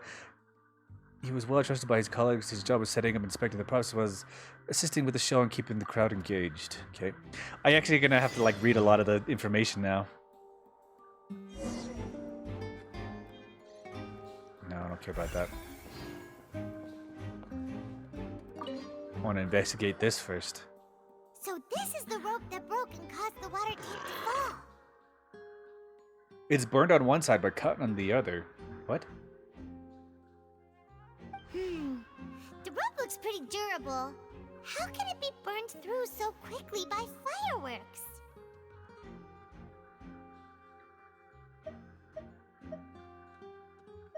Yeah, see, she makes a fair point. Or... Why are you suddenly so serious, Traveler? I'm just looking at where the rope snapped. Whoa. Look! This bit is made from different material! Most of it was burned away, but there's still a little bit of it left. It seems to be flammable. Huh. So if a rope meant to hold something was made with that kind of material in it, then that means... Wait! Why don't you write all this down? Let's take notes! The rope was used to suspend the water tank. It suddenly broke when the fireworks being unleashed on the stage. Investigation showed that the location where the rope snapped was made of flammable material. Okay.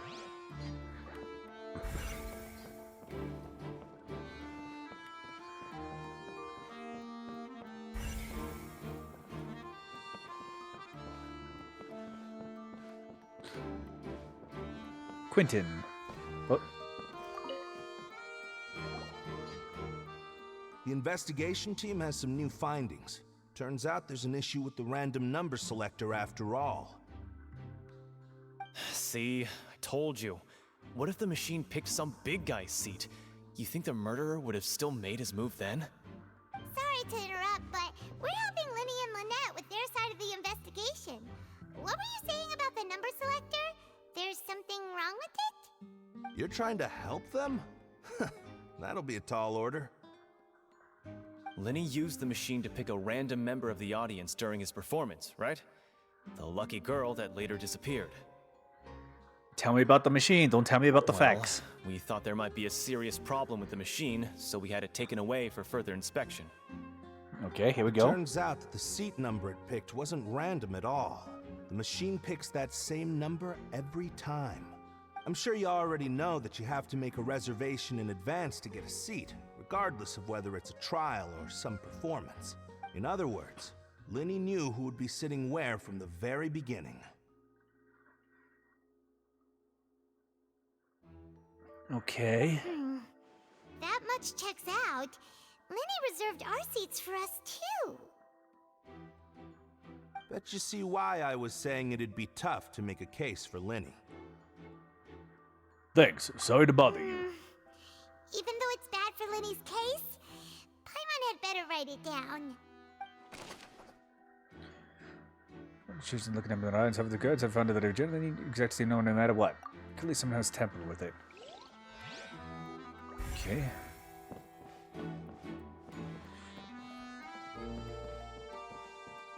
Okay, I want to talk to the guard that's back here.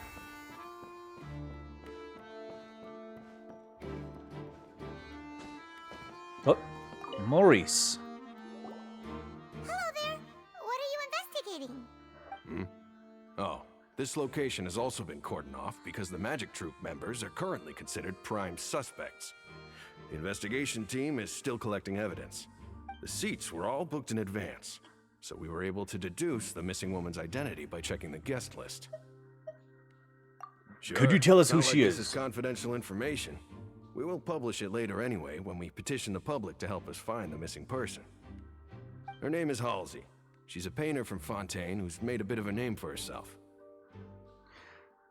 Okay, don't have any real information on that, but we'll see. Apparently, she wasn't a regular at the Opera House, but she'd been feeling some pressure with her work lately, which made her decide to come see the magic show. The Magic Troupe members all claim not to know her. We have looked into her social connections. It seems that she has no personal grievances or conflicts of interest with the suspects. Simply put, she wasn't related to the Magic Troupe at all, which matches the features of the previous serial disappearances. Were the victims of previous cases also chosen at random? That's how it seems to us, in any case. Apart from the fact that they were all young women of around the same age range, there really weren't any other connections between them. Okay then. Thanks for letting us know. No need to be so formal. If you do happen to see the missing girl, please be sure to contact us. It is of utmost importance that we get to the bottom of these disappearances.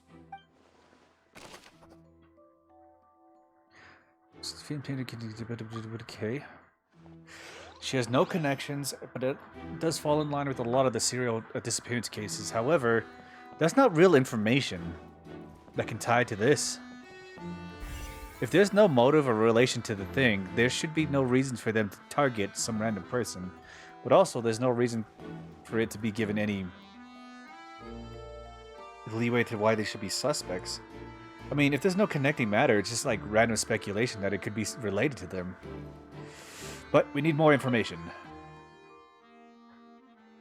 This is where the magic bug was struck. If Cal weren't inside the box at the moment, he might have dodged the falling water tank.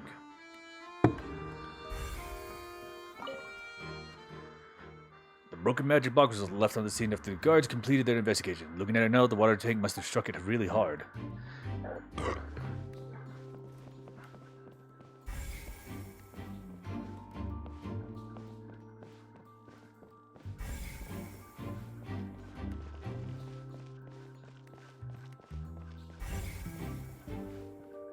Ooh, information.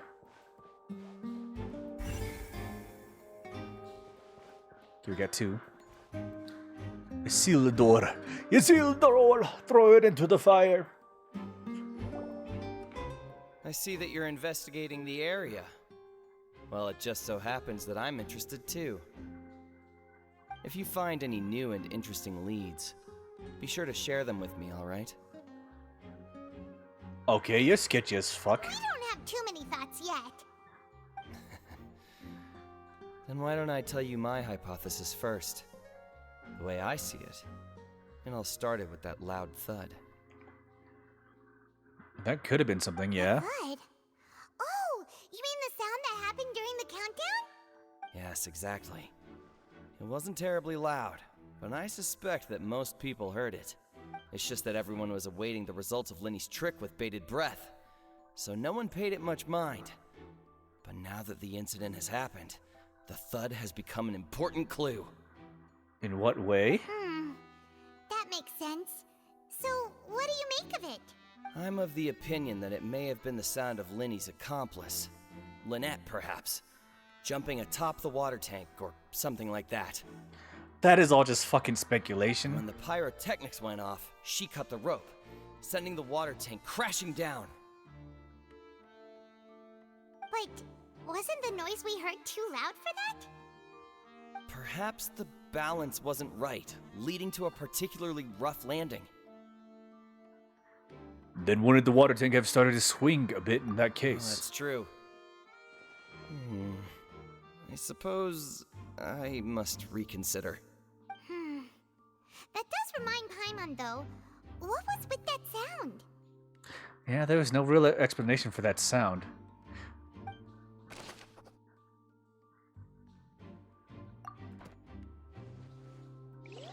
And it was before the actual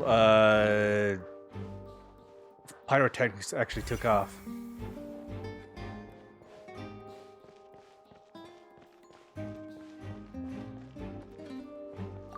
Molly. Lenny's still talking to the guards. It seems he'll have a lot of explaining to do. I think someone will be assigned to monitor us later, but that's alright.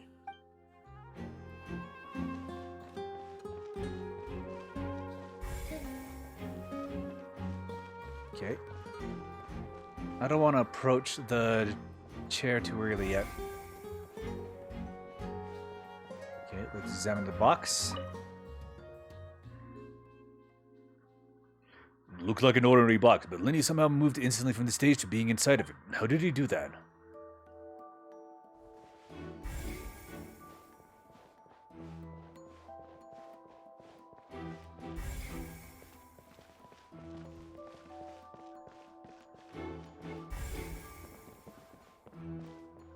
Okay, I guess we gotta check the seat now.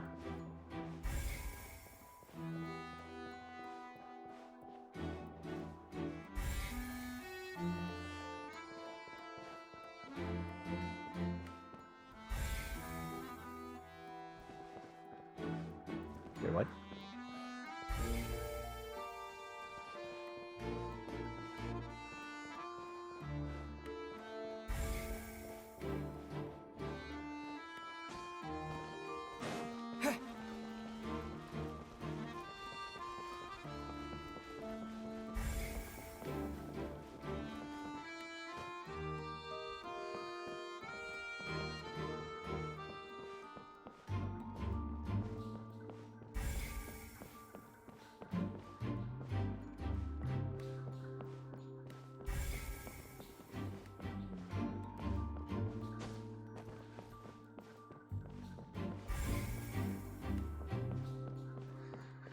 Okay,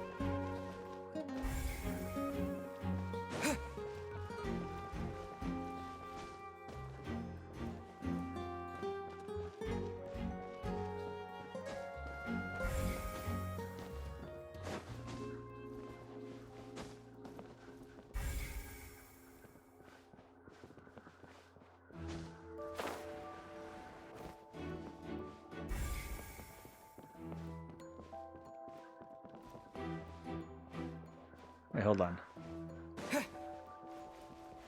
She was like sitting like right here, wasn't she?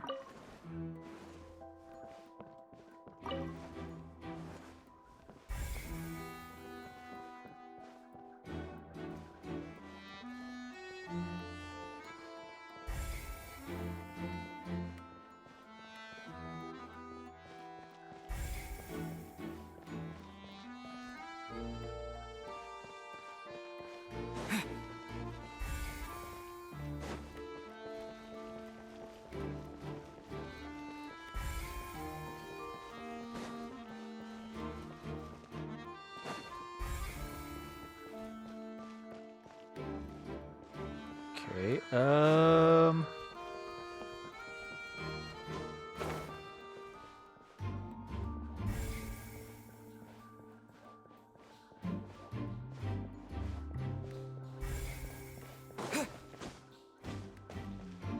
Oh, I forget you can't climb up things.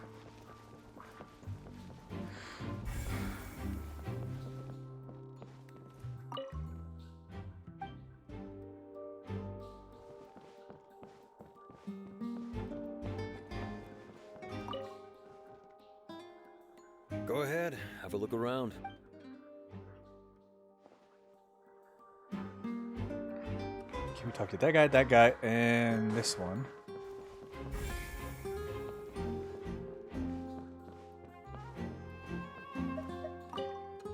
Lenny's magic tricks.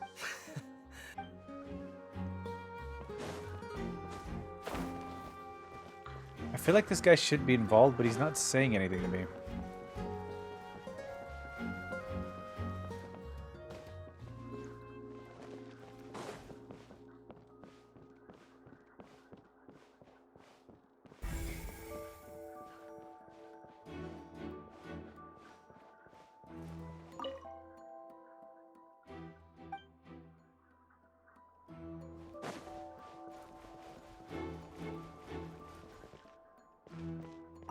Lenny's still talking to the guards. I think someone...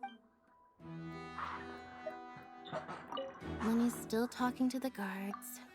I think someone will be... Lenny's still talking to the guards. I think someone will be assigned...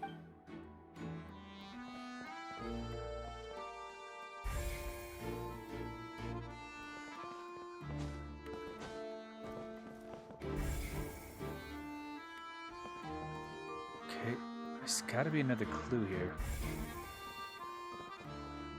2, 3, 4, 5, 6. This one?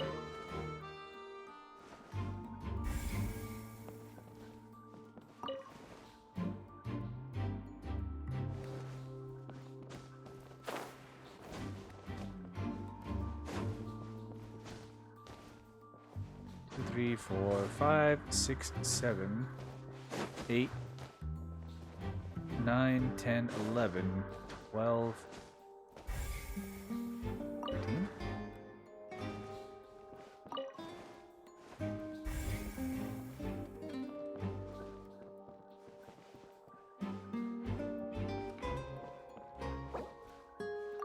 I mean, from here, it's just,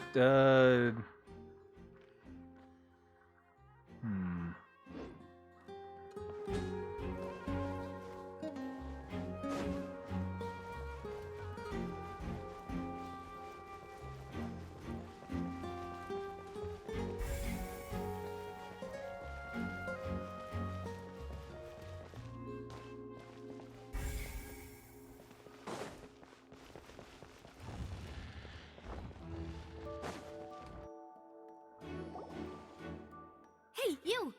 Yes, both of you! Over here! I've been keeping an eye on you for a while now. Okay.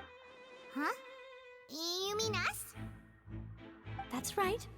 If I'm not mistaken, you're also among those who wish to cut down the thorns and pursue the truth. No? And by the looks of it, you're not from Fontaine. Well, you're right on the more about that one, but who are you?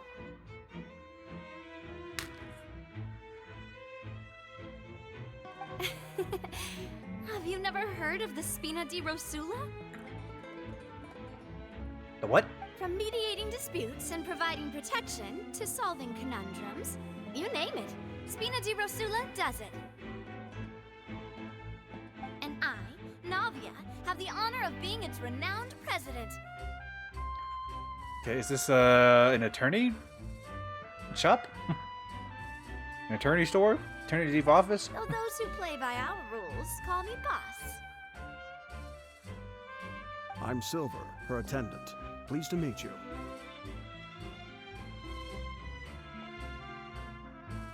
And I'm Melus.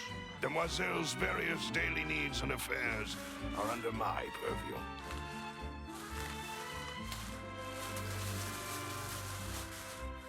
Huh? Boss? Demoiselle? What gives with the names? Well, I am the second generation president.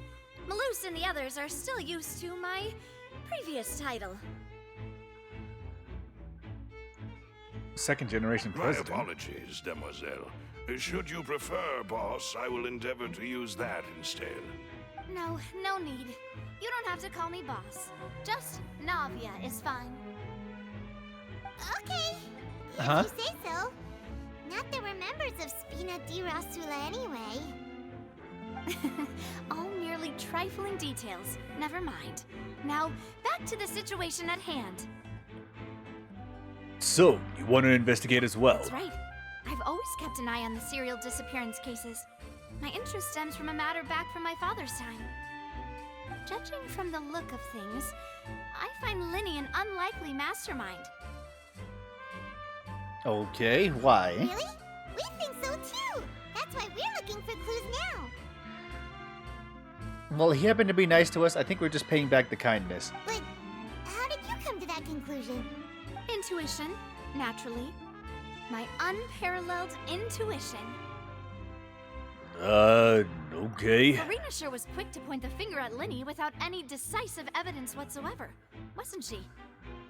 But that's not uncommon for her. If you remember, the Justice had to interrupt her and ask if she was pressing charges just to keep her from getting carried away. And then the crowd fucking locked her in. Anyway, a trial begins the moment someone levels charges. And, of course, there was no way Farina was going to back down in that situation. Sounds more like you just don't trust the Hydro Archon. Well, what's your opinion? I must admit that she can be interesting at times, but liking her doesn't mean that I'll blindly agree with her. Well, when you put it like that. All right, I've answered your question. Now, it's time you answer mine. Wait a minute, did that answer count? Well, I say it does. But don't worry, you won't hear any pointless questions from me. In your opinion, do you think it's right to treat a trial like it's an opera? Well? Not always. And why would that be?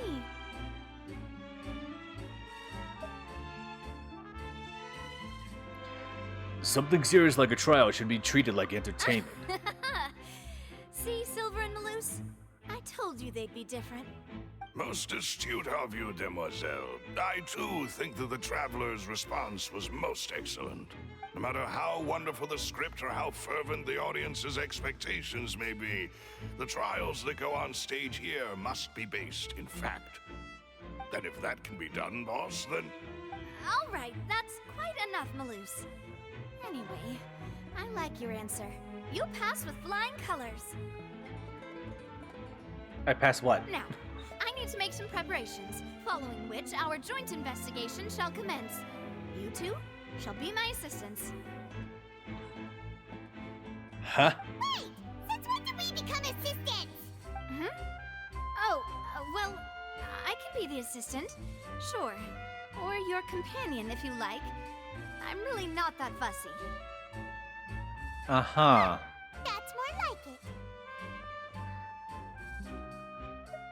Seems you've already agreed. Far be it from me to brag, but I believe that Demoiselle's intuition will be instrumental in uncovering the truth. Okay, in what way? If I could get evidence? You wish to save a friend from false accusations, and we wish to unravel the disappearances. In this sense, our goals are aligned. Okay, she answered my questions. I passed her test. What facts do you have? You have a point. You're quite the talker, aren't you, mister? Why are you accusing me of being the talker? What about you over there? What do you think? You seem like you've got something on your mind.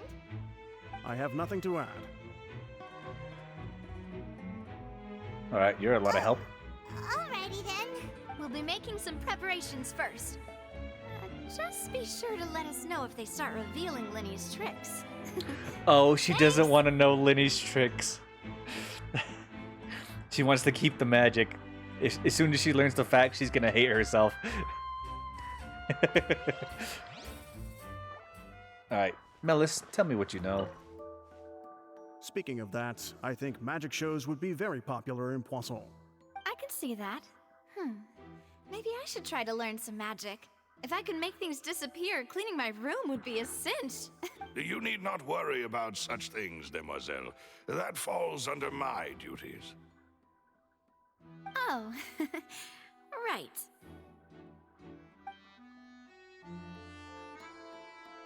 That is not important or impactful. Okay, I kind of want to wait on that.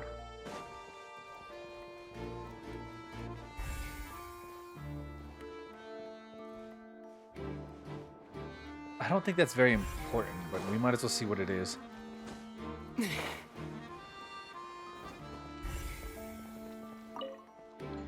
Tristane. Sorry, but no one can freely enter or exit the Opera House at the moment. If you wish to leave, you must register your identity with us first. No, we're not leaving. We're representing Linny and Lynette as attorneys, so we're investigating the case. Were you always guarding this entrance? Yes, after the Chief Justice gave the order, everyone coming in or out must undergo a strict inspection. So, the missing girl couldn't have left from here, at least not from that point on. What about during the show? Doubt there was much opportunity then either. Okay, why? So sure, Well, because I was in charge of security near the entrance at that time. I couldn't see Linny's performance from here, which was quite a shame. Just my luck. But still, I did not abandon my post, and I stayed put no matter how loud the applause was. If someone had so much as even approached the door, I would have noticed it, let alone if they had tried to leave. We Melusines are good at that sort of thing, you know. So, it's safe to say the girl couldn't have left through here. Alright, thank you for your help. This'll be useful info. No one left the Opera House doing okay. If that's the case, then she should still be here. We've checked everything of note here at the performance venue. Paimon wonders how Linny's discussion with the guards is going. Let's go see, shall we? Ooh, things are getting interesting, huh? We're about to see how magic is made.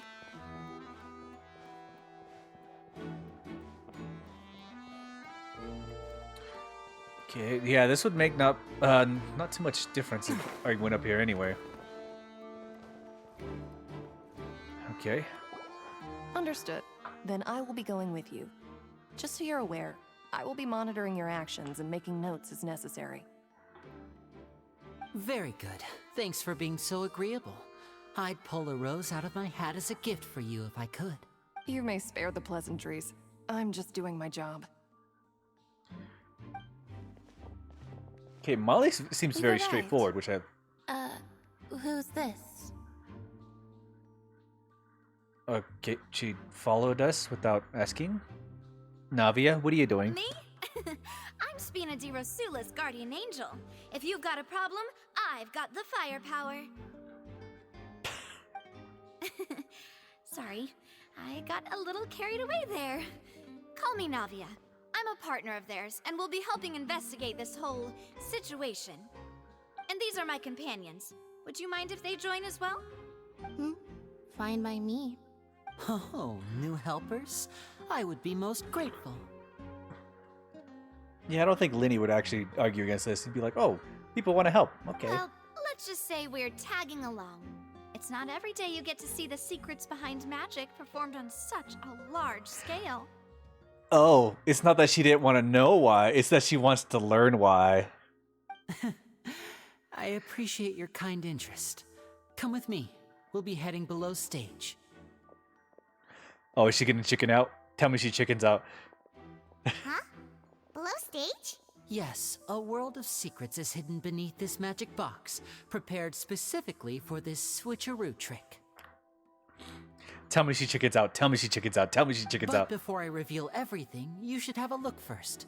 Notice anything strange here? Tell me she chickens out. Tell me she chickens out. Tell me she chickens out.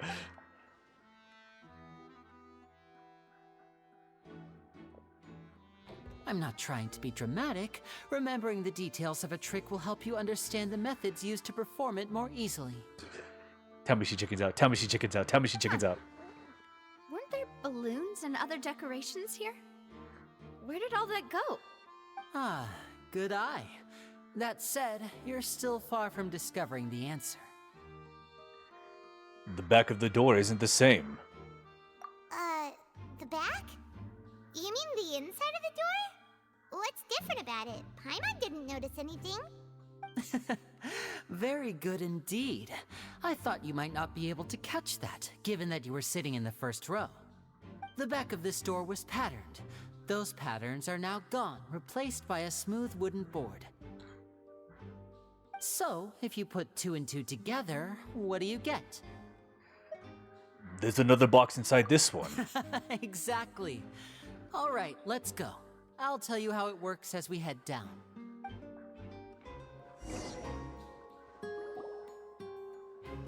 She did not, in fact. There's a passageway under the magic box. She did not, in fact, check it out. Damn it. Also, duct tape for the streamer. I need to take a piss. I'll be right back.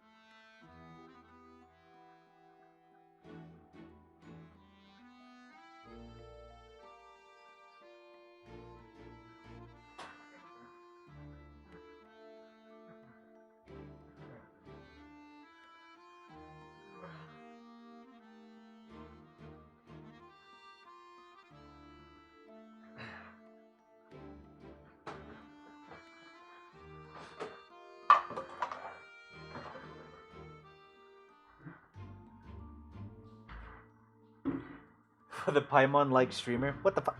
Okay. So the tunnel situation is a very common thing that happens a lot when it comes to box switcheroos. However, it makes sense why a non-vision user would need 60 seconds, but a vision user having 3 seconds to get to another area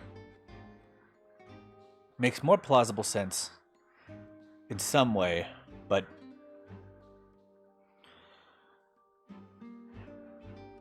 there might be some more facts we need to discover. And this passage linked the 2 boxes together. I knew you'd figure out most of it as soon as you saw this place. The 2 magic boxes are positioned right above the 2 entrances of the tunnel. See this flatbed trolley? The box with the lucky audience member in it would be shuttled over to the other side using the trolley. This trolley can raise and lower and even rotate, ensuring that the box will face in the right direction. Okay. I see.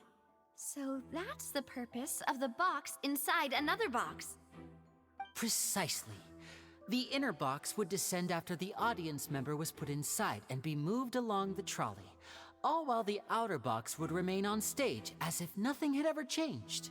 So that's how you did it! Once the box was lowered, the trolley would store some energy through this device here, with which it would complete the rest of the steps. Okay. The audience member would only be able to feel some slight movements in the dark, and by the time she walked out, she would already be back on stage. Then what about your trick? What about your side of the trick? Right! You were talking that whole time, and you even came out for a moment near the end!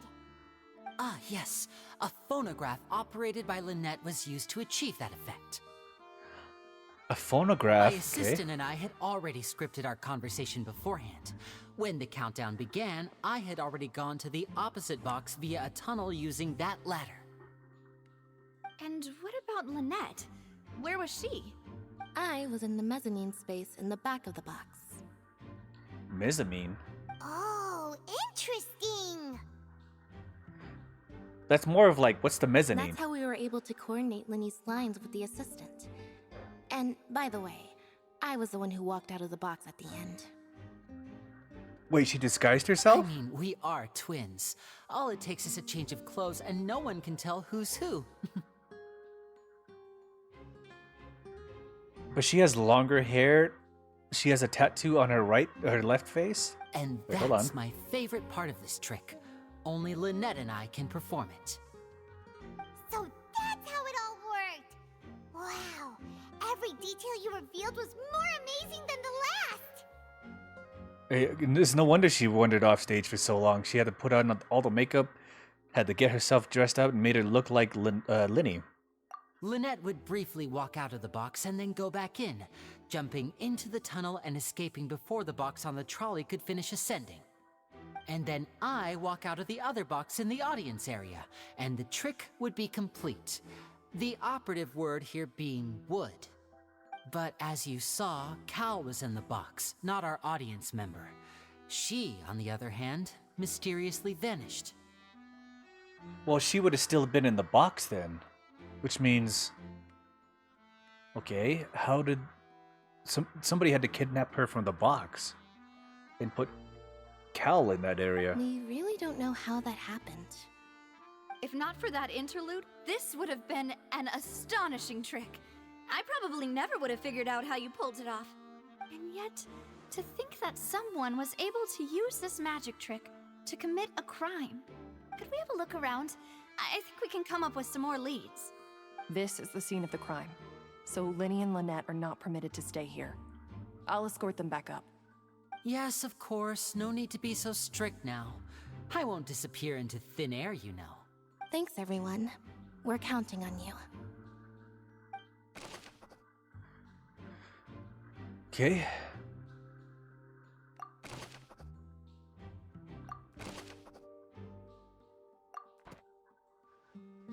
He thoroughly explained a lot of what just happened, so I don't need to...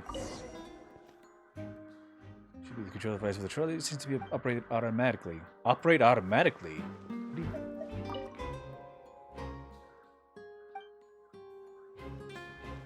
So this is the audience side, right?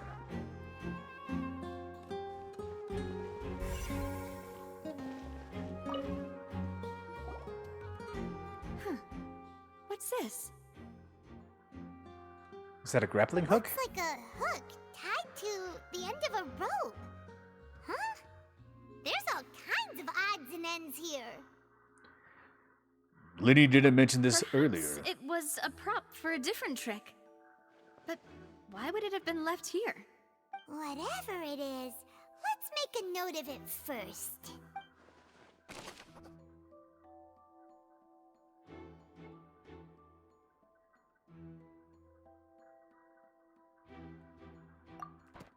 A hook has been tied to the end of this rope. Okay.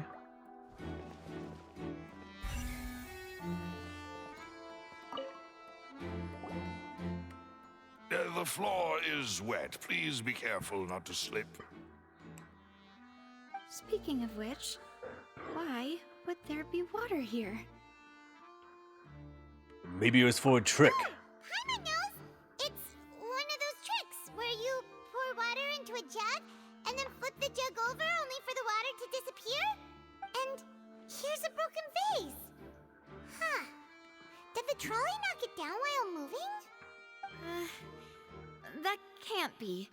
The trolley moves along tracks from start to finish. It couldn't have hit the vase at this distance. Let's note this down too and think about it later.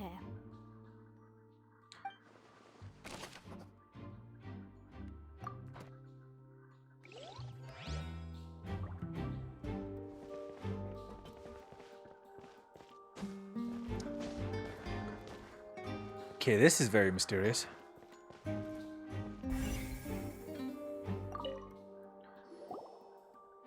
Oh, these are the clothes that the lady chosen from the audience was wearing, right? Her clothes are here, but she's nowhere to be found.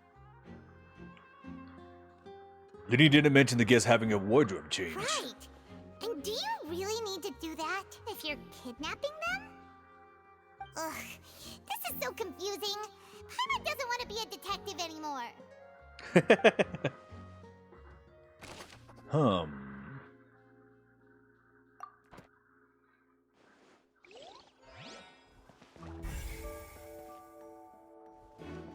Okay, that close change is actually a very important situation that's happening. The broken vase, however, I have no idea. It could seem like I'm thinking this might be a false door, but at the same time it's between two arches, which is also weird. But...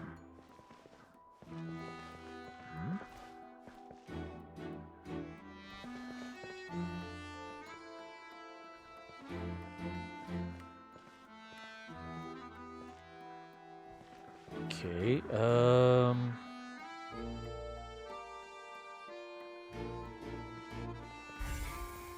examine the tracks. High precision is required to complete this magic show, and tracks are perfect for making the trolley stay on its designated course. So there's no way that vase would have been broken. Okay, we'll keep going.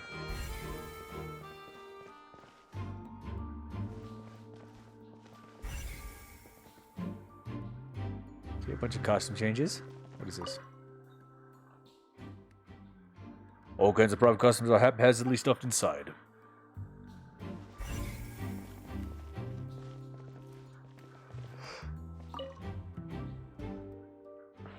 The trolley is crucial for transporting the magic box to the other side. The couple must use this to execute their plan.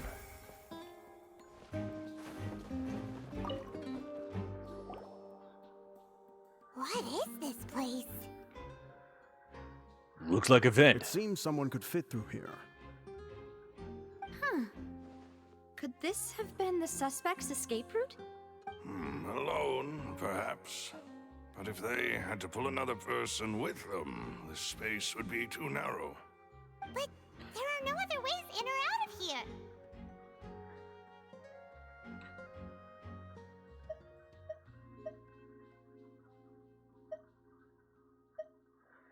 And Linny and Lynette were in the two magic boxes. Oh, you're right! Let Paimon write that down.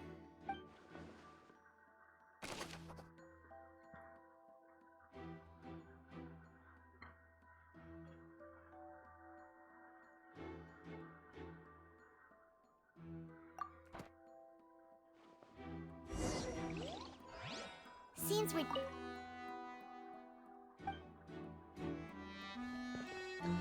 Can I go up a ladder? Okay. Yes. Let's head back up.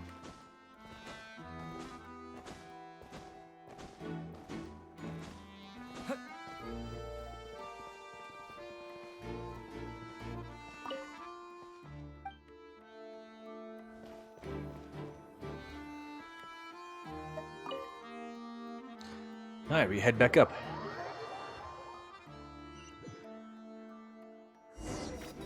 Jim. Hey. Well, we've ascertained the state of the crime scene. Let's find a place to sort out our findings once Malus returns. Seems to me that there are several things that don't add up here. Apologies for the wait, demoiselle. So, what did the guards say? Did the criminal escape through the vent? They believe the odds of that are very low, since the vent leads to the Opera House's basement. The guards have checked the area carefully. No one left through the basement during the performance or after the incident, and no one was found hiding there. So the tunnels become like a secret chamber then! You know, like the kind you usually see in novels! It would seem so. The plot thickens. Halsey's disappearance and Cowell's death are both quite inexplicable. No wonder Farina was so confident in her accusation. All the current evidence points toward Linny and Lynette. In other words, the charges are very likely to be upheld unless we make some considerable progress. Charges and then trial. So if the charges are upheld, they'll announce a sentence? That's right. This is how a trial goes in the Opera House. During the proceedings, the Chief Justice and the Oratrice will hear statements from both sides. The Oratrice will too. That's right. This is how indemnitium is produced. The statements from both sides, the defenses from attorneys, witness testimonies, and even the audience's emotions will all be projected on the oratrice. Not the oratrice mechanistia analyse cardinal. To put it simply, it's as if the oratrice has its own will, and is a judge in its own right. This also precludes any kind of favoritism on the part of the Chief Justice. And not that this has ever happened anyway. Wait, favoritism? Well, it seems like, as far as I know, the Chief Justice seems impartial. From what I'm hearing with this statement. Fascinating. Once both sides have finished speaking, the Chief Justice will make his final decision. This, too, will be used by the oratrice as a reference.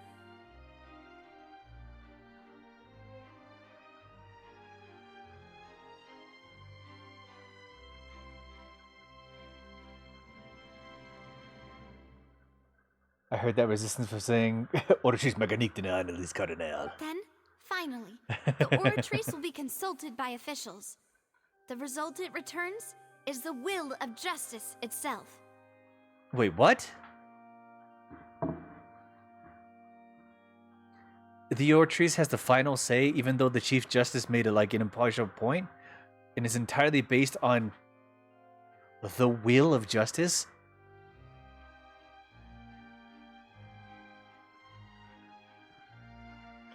Okay.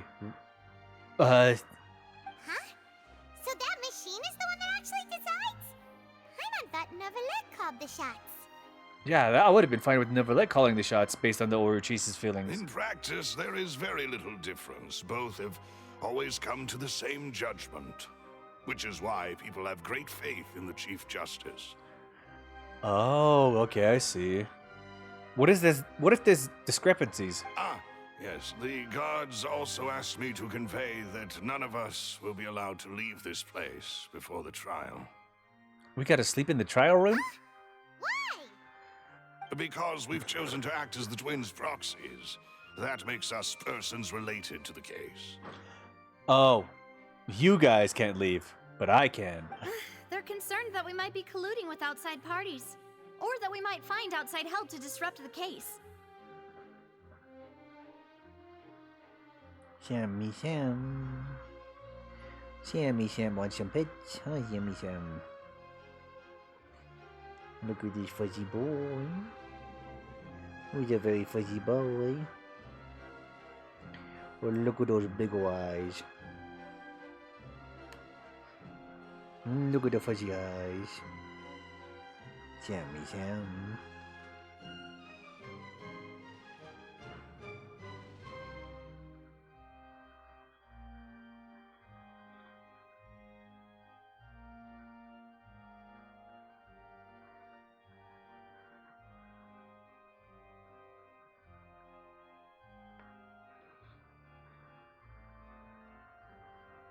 Sammy Sam.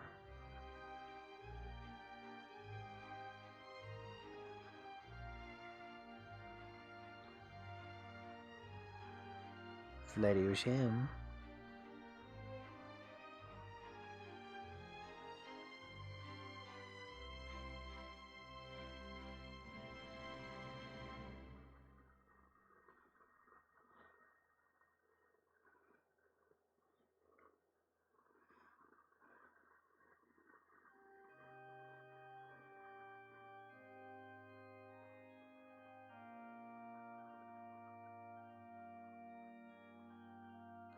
Chippy Sam.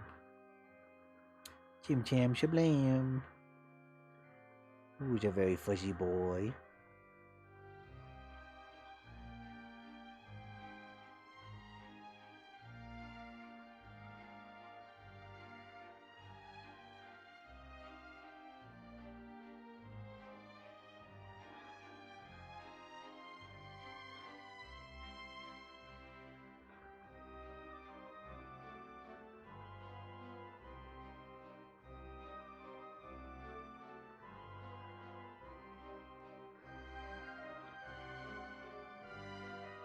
Hey Kenzawa, I'm currently petting my cat. Purring very loudly. Sorry, I'm gonna continue here in a little bit. Hi, Shammy Sham. See if I can clean off his eyes. Doesn't seem like he has any gunk in his eyes. Okay, I'm gonna put you down now, okay? I'm gonna play some more games, okay? Play with your whiskers, okay? Here. There you go. Yeah. I think he's very satisfied with that. At least the chairs are big enough to sleep on. That is a fair point. Actually, you know what? No, that's not a fair point. They have like half benches between the chairs. I mean, the only thing they would need in the chairs is just like a big comfy, like a footrest. And I'm pretty sure you could sleep in the chairs pretty comfortably. However, the benches in between the chairs, those are like half benches. And so you gotta fold up like a noodle in order to sleep on those benches. So I don't think the benches in the Opera House are very good.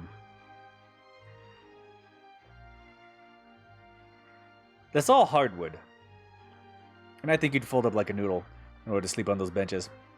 Anyway, let's continue. And even if that were not so, it could prove problematic if we happen to spread key information about the case ahead of time. I'm ready to break out at any time. Whoa! There's no need for that! Paimon thinks they have a point. That said, are they providing food? Priorities. Thank you, Paimon. Of course. I just hope you don't mind the lack of options. I'm afraid that catering to all tastes is not in the cards, nor is any guarantee of balanced nutrition. Now's not the time to be picky. In that case, let's just sort out our findings together here. Pity. I was hoping to take you to try some of Fontaine's famous desserts, too. We may have partnered up, but you're gonna treat me to desserts? For free? I mean, what better way to properly think through our findings than over some tea and sweets? Huh. Breaking out suddenly doesn't seem like such a bad idea after all. Paimon. Just kidding! Paimon will still do her best, even if there are no snacks. What do you mean, no snacks? Of course we'll have snacks. If we cannot buy some, then we'll simply make some. She can make snacks? Huh? Here?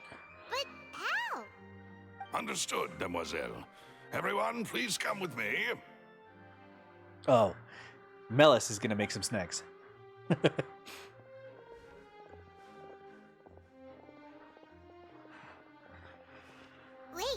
you're carrying a portable stove with you? Like in your pocket? What the fuck? Yes, I must be prepared to meet the demoiselle's baking needs whenever the fancy strikes her.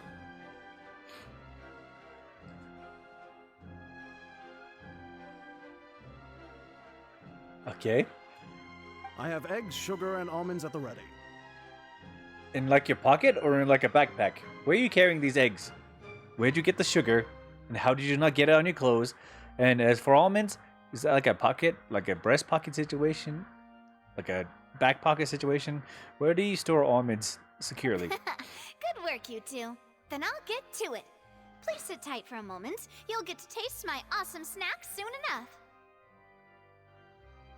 These three are quite the interesting group. Must be a Spina de Rosala thing. Navia methodically handles the ingredients and pulls fresh macarons out of the oven. Paimon thought it smelled good while it was still in the oven. Oh, it's even better now. Paimon can't stop drooling. Where'd she get the food coloring? The almonds, fair. The eggs, fair. The milk, okay, that's a little bit questionable. But the food coloring, that's a little bit over the top. From the way you have these two guys carrying all that stuff around, Paimon thought you'd have them do more during the baking process. I actually do appreciate that she bakes it herself. That's one character trait that I can appreciate. That she bakes these herself. But you ended up doing the entire thing by yourself. Beating the egg whites, grinding almonds, everything. I was applauding. Can these guys not cook? Is that what it is?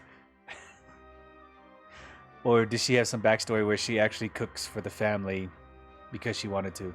And I was giving encouraging smiles. That's not quite what Paimon meant, but okay. Paimon was just thinking. Aren't you worried about getting your fancy dress dirty, beating egg whites and baking like this? Well, I don't think it's carved in stone anywhere that fancy ladies can only read books, sip tea, ride horses, and play the piano. I just really enjoy making snacks. That's a fair statement. Maybe she just likes doing things herself because she enjoys doing them. Don't underestimate beating egg weights, by the way. It's a real arm workout. You also need to beat them to just the right consistency, or your macarons will crack. That is knowledge that is not built into baking macarons. That is experience that cannot be taught. It must be learned. Anyway, give these a try. Fresh out of the oven. There's 3 for each of us. Because there are various forms of beating egg whites. Like consistency. And depending on how much sugar you add to like a egg white, also changes the consistency. And so knowing how to not make it crack is like a definite balance between baking situations. Only 3? She got frosting too to decorate it. What the heck? Well, eating too many sweet treats might send all that sugar to your head.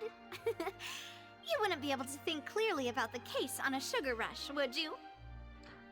Yeah, considering that Paimon is like 1/6 of the size of a regular person. Tea is ready to be served as well.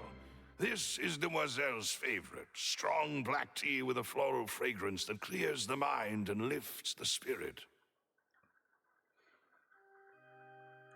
A strong black tea with a floral fragrance.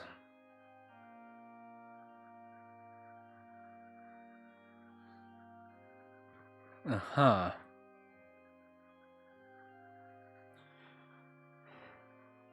Is that lavender black tea?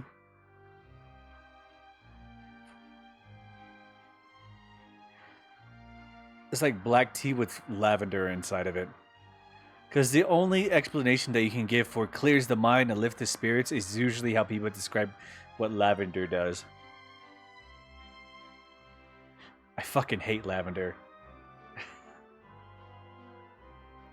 But that's how they describe lavender as. Clears the mind and lifts the spirits.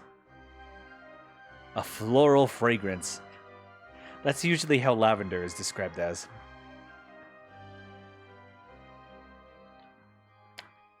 Black tea, I am totally okay with. I like black tea. But the floral fragrance of lavender on a black tea, that sounds disgusting.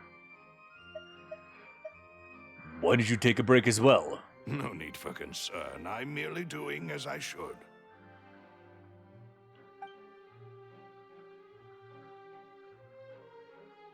All right then. Down to business. As Paimon mentioned previously, the tunnel seems to be something of a secret chamber. Okay, seeing how... Just seeing this little dynamic that she's going for as a character, it seems that she really has autonomy on how she wants to handle her life. Like, she has a lot of autonomy on how she wants to handle her life. She bakes herself, she pretty much makes her own tea. She pretty much goes through all the process of actually doing her own, like, actions. However, her assistants that she has are basically there to facilitate the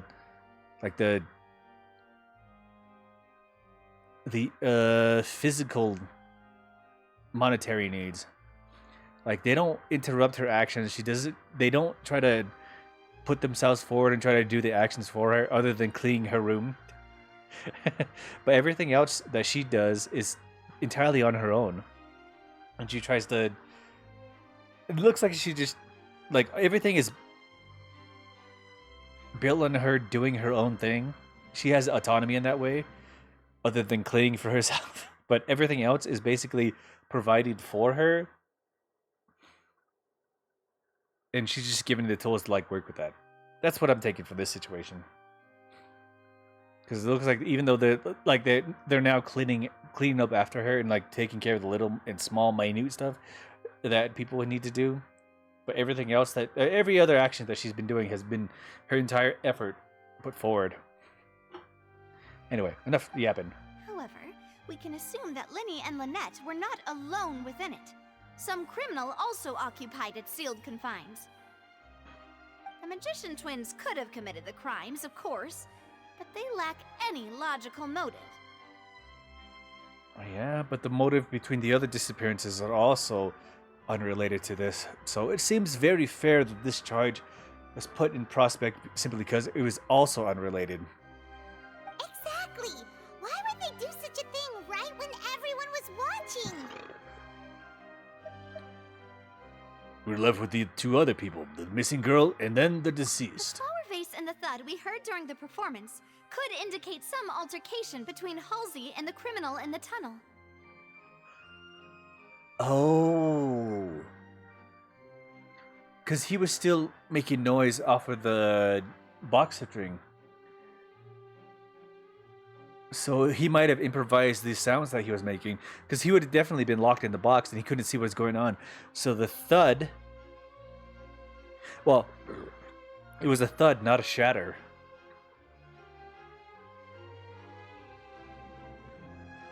Besides that point, that could have been a cover-up and him ad-libbing to make sure it seems like, oh, this was I'm blindfolded. I am just him ad-libbing to make sure it fits the fitting the narrative with the performance. Resulting in the shattering of the vase, the discarding of her clothes, and her abduction. Perhaps the criminal thought that since she was chosen from the crowd, she would be too easy to identify if she was still wearing the same clothes. Paimon thinks that makes sense, but the real trouble is... There's no evidence that this third person even exists. True. None of the clues we found thus far support the existence of this third person. But the only people left to consider are both technically victims. Whether it's the missing girl, Halsey, or poor Cowell. Huh. Could Halsey have secretly made modifications to the magic props in order to murder Cowell before making her escape? But she had no way of knowing how the magic trick worked. That's right. And even if she had tampered with the setup, she would need to understand the entire trick to pull it off. However, we have the machine knowing what seed it's gonna pick. We have the information on how the trap works, and then we have the information about as well as the burnable rope. The thing that is very mysterious is Cowell. Nor does she have any motive.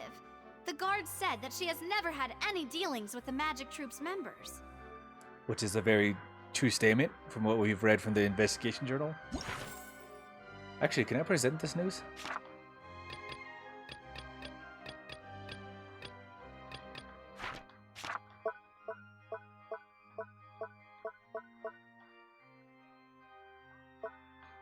Oh, okay, I thought I could present these news at multiple points.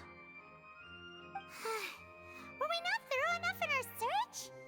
From the sound of things, this is turning into an impossible case. Your macarons are amazing though, Navia. They smell great! They're nice and crisp and super sweet! They are my specialty after all. And I see you've already had 5 of them. What? 5? Oh, that can't be right. Paimon only counted 3, honest! Please don't worry about it.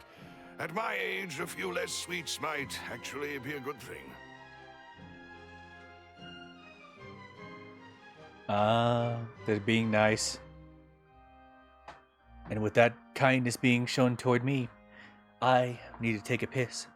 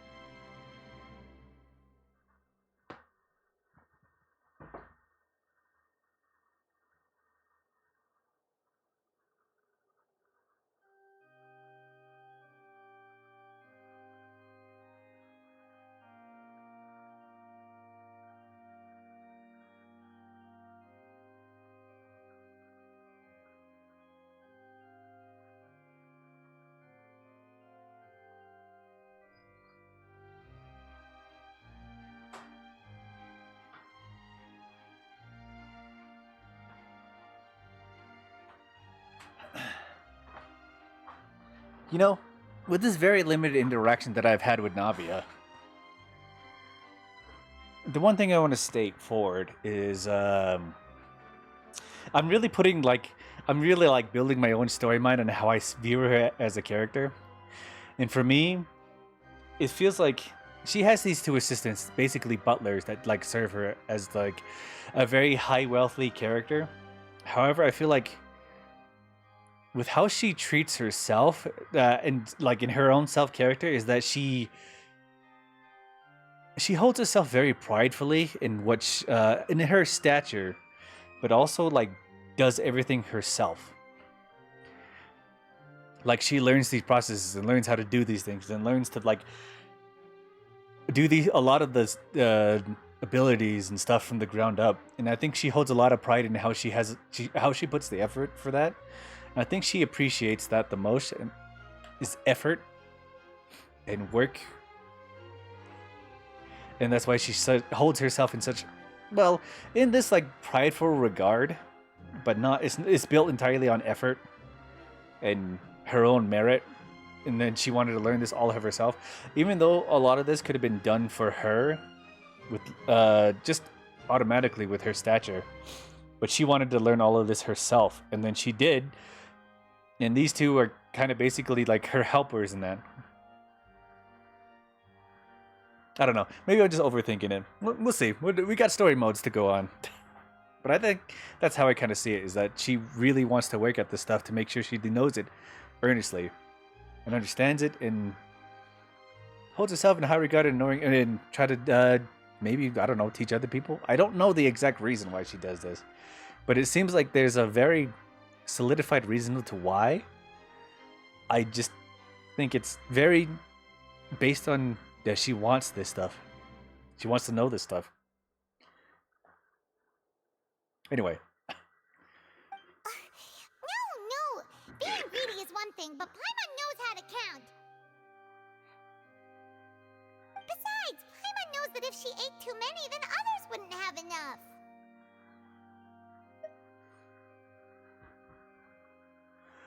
Oh, it's fine. Everyone knows how much you love eating. Wait, even you don't believe Paimon? How could you? If Paimon ate those 2 extra macarons, then may they turn into stone in her stomach! All right, we get it. Well, I suppose one of us might have gotten too engrossed in our chat and eaten them by mistake. No big deal. Malus, set up the stove again if you would. Huh? What are you doing? Making sure everyone gets 3 macarons, of course. Oh, there's really no need to do that. Exactly. We don't want to trouble you. As you wish, demoiselle. And I have the egg, sugar, and almonds. The thing is I don't see them carrying briefcases or backpacks or any other travel luggage that I could see that is presented in the fucking cutscene. But at the same time, they have it ready. Well, this really is your hobby, huh? Navia does a second round of bacon. However, the discussion does not follow yield much progress. I'm going to have another look around the area. I don't know what we're looking for yet, but we've still got some time. As attorneys, I suggest the two of you think the case over again. It would be awkward if you got all tongue-tied on stage during the trial. Alright, thanks for your help, and for the snacks. It was nothing. A small task for the Spina di Rosula. Silver, Malus, it's time to go. I'll be back if I find anything new.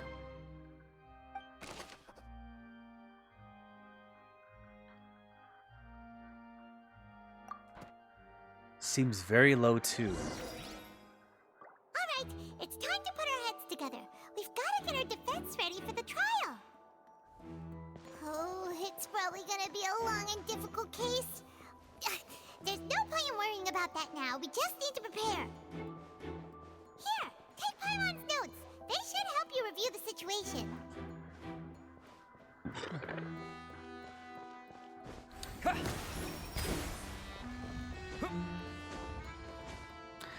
So,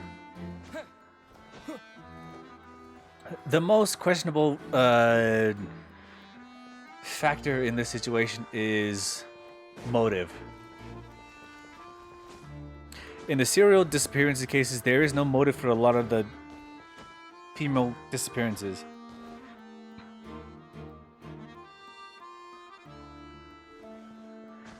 And that's generally just an anomaly that we need to figure out eventually. The Hook situation, the vase situation is entire speculation at this point. That Lynette has some points for. Linny and Lynette have some points for. However, based on the general surface water situation, the pyrotechnics on the rope, and the rope being actually combustible, I don't know why Cal got involved in the situation, which is very weird. Let's see. What else? Like I'm forgetting a very important point. The tunnel situation, I don't know why a vase would have been broken down on the underside. The clothes, why would they need to switch clothes? It's not Lynette's clothes, it's the clothes of the woman that's being kidnapped. What else? The ad-lib from Linny's side with the thud. Very fair, and him making some excuse. Lynette being the clone. What else? I don't know how Cal ended in that situation, but other than that, the third-person situation seems very low, which also does not point to anything else. The grappling hook doesn't seem to point into anything. Let's see. I need to figure out something here. I am just spouting a lot of like basic nonsense, but I need to let's review the notes. Murderer was, they must have made preparations well beforehand. Whoever the murderer, this rope was up. People needed to register and reserve a seat for the show. That, Yeah, but this was tampered with. This is probably a prop too. Oh, looks like it could hook onto a lot of things, like the trap. This is. This flower vase is probably. Paimon doesn't get this at all. You think about it for a bit, traveler. Why would it be him? How strict? Gosh, no wonder the series. We all heard that noise, didn't we? The performance would not have been visible from where the doors were guarded. Ow. If Paimon were on duty, she would have snuck back into the audience seating. Well, there was no chance Paimon could have seen that the box had 2 layers. And that's why only the 2 of them can perform this trick. There was no third person. And Paimon didn't eat more than 3 macarons either. Digging a tunnel just for a magic trick? Whew. That size wouldn't have been a problem for Paimon.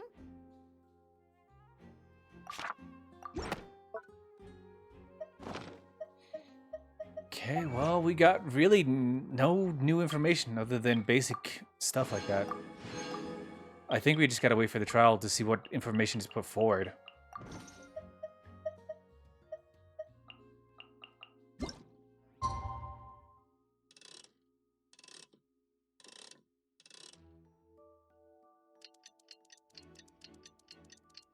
See what happens with the trial. And then we can put forward information.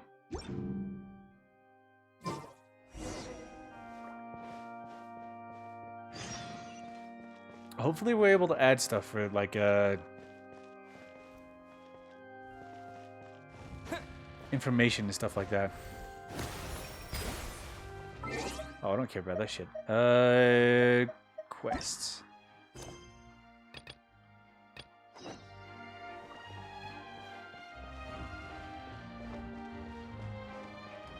See, the thing that bothers me the most is the pyrotechnics and the position of the pyrotechnics. If it could be sabotaged in the background, that's a lot of different suspicion put elsewhere.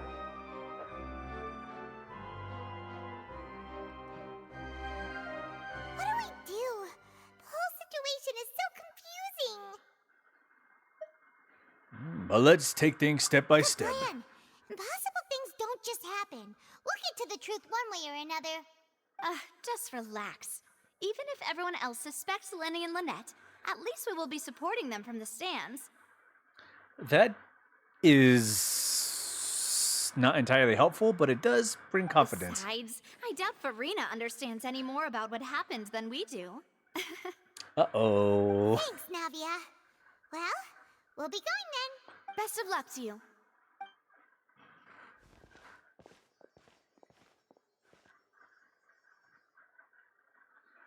So are we allowed to present evidence at random times? Ah, finally, you're back. Well, how did your investigation go? To be honest, you might be disappointed. No. We're already very grateful that you were willing to help. Okay, a lot of confidence from Lynette. I appreciate the push forward positive affirmation. Well now, don't you all look disappointed. Don't tell me that your investigation came up empty-handed. Wait, she's working with Molly? It was to be expected, of course. The guilty can never produce proof of their innocence. But don't let that stop you. I shall be terribly disappointed should you, my most anticipated foe, concede so easily. Just you wait. Since both parties are present, I declare that the trial regarding the magic show incident is now in session. Oh. Okay, that is a very dynamic seating position. Firstly, in order for the audience to understand the causes and results of the incident, could we please have Mr. Linney explain the trick? Yes, of course. I will explain while Lynette demonstrates on stage. All the necessary items have been prepared.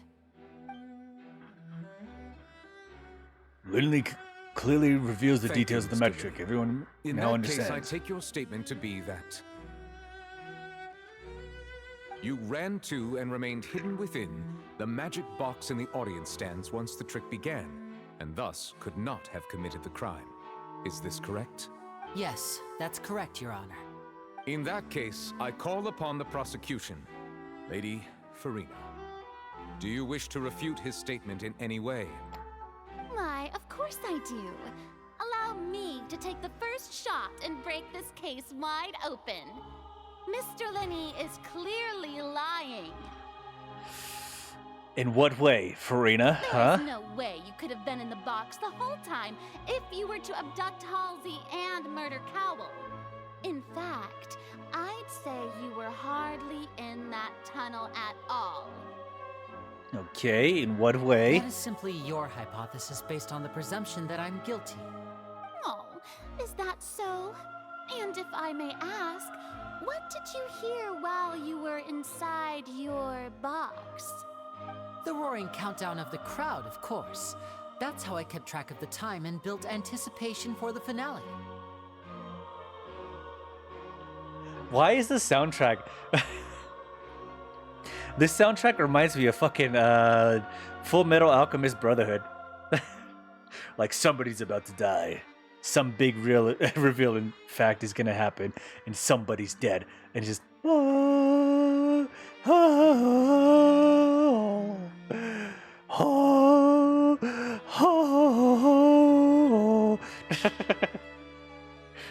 does that feel like? Why does this whole chord system seem to feel like that? What the fuck? And you didn't hear anything else at all? Nothing that might leave an impression of any kind? No, nothing. I see. But when the count reached 30 seconds or so...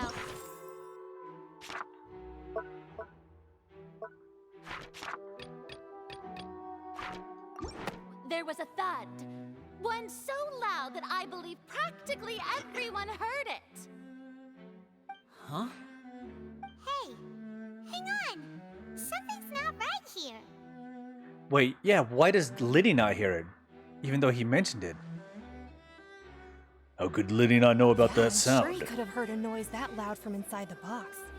He mentioned it a I little was bit. right by the box, and I definitely heard the thud. Look at those scales. Could those mean... They probably represent the orgies to stand on the trial. Well then, ladies and gentlemen, allow me to use the words of the magician himself. You never know what can happen in the blink of an eye. Indeed, it seems his alibi can also collapse in the blink of an eye. Of course, I have armed myself to do far more than smash your alibi. Confidence cannot go unfounded, and my foundations are rock solid. Tell me, aren't you and Lynette actually from the House of the Hearth? Is that supposed to be an important reveal? House of the Hearth? They're Fatui? Wait, what?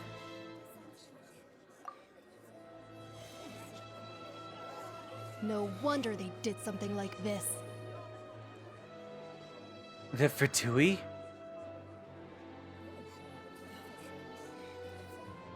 Or are they just Snezhnayan people? See, now I'm affected by this.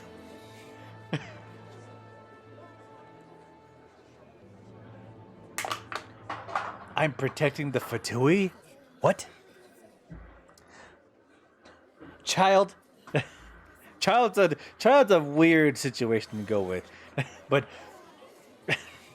Liddy and Lynette? So the serial disappearances were the Fatui's doing. Now it all makes sense. Hold on. I've got a feeling that what happened on stage probably wasn't just an accident. That's irrelevant. Uh-oh. Our identities have nothing to do with what happened. Oh, he is actually fucking upset about it. Alright, I'm back on his side again.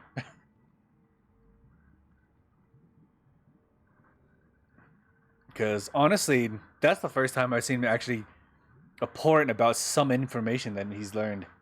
Usually he's been very positive about any information, and now this is the first time I've seen he seemed abhorrent against it. Like he's very angry right now, insulted and disgusted by it. Indeed.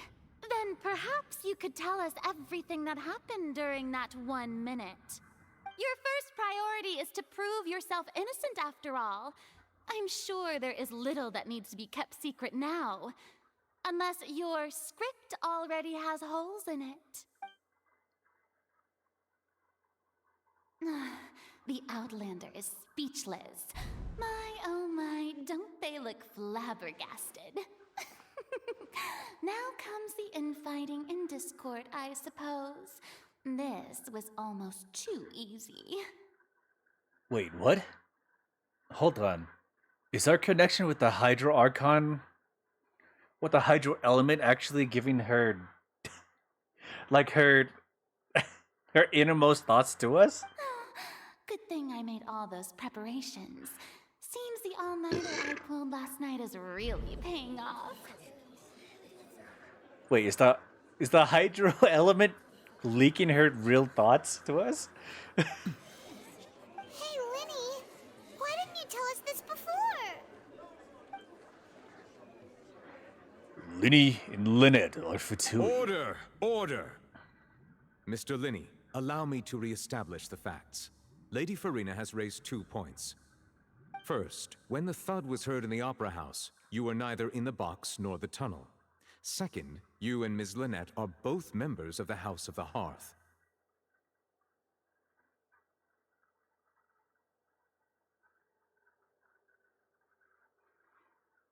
Are these claims true?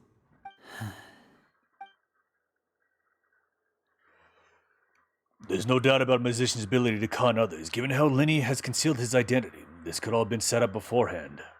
Plus, Child is here in Fontaine along with other house operatives. There must be some scheme at work here. I've been a victim of such schemes before, and now... Please answer my question, Mr. Linney. I'm sorry. Yes, they're true, Your Honor. I knew Oh, that's another point. Well, that's it. We might as well move on to the sentencing already. What should we do now? Permission to speak, Your Honor. Granted.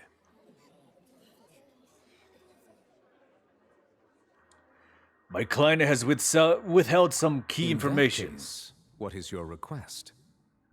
I request a brief adjournment. There are things that must be Is discussed. that really necessary? They're already as good as guilty.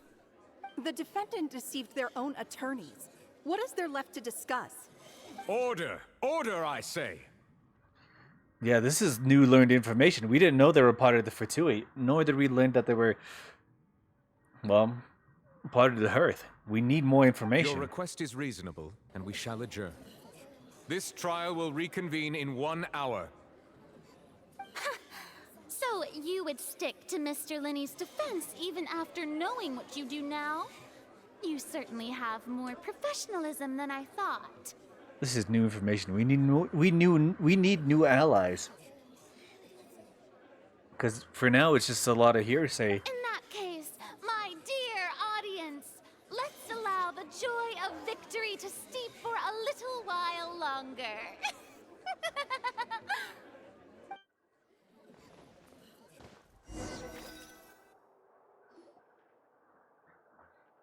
Well, the court is adjourned. You meet with Linny and Lynette backstage. Blah, blah, blah, blah.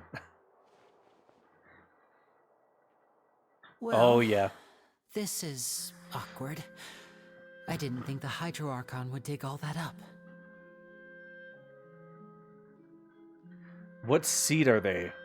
I'm sorry, Traveler and Paimon. Is that why they knew who we were? So then why did they help us?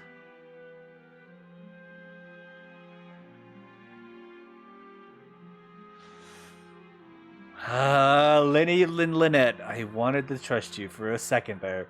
I think you were good people. For random reasons. But I always thought in the back of my mind you did this for no reason.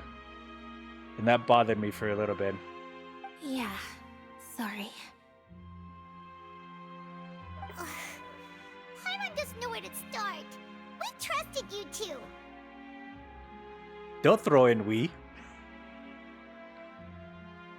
I was very skeptical about the whole trust situation from the beginning. We based our entire reasoning on the assumption that you weren't bad guys.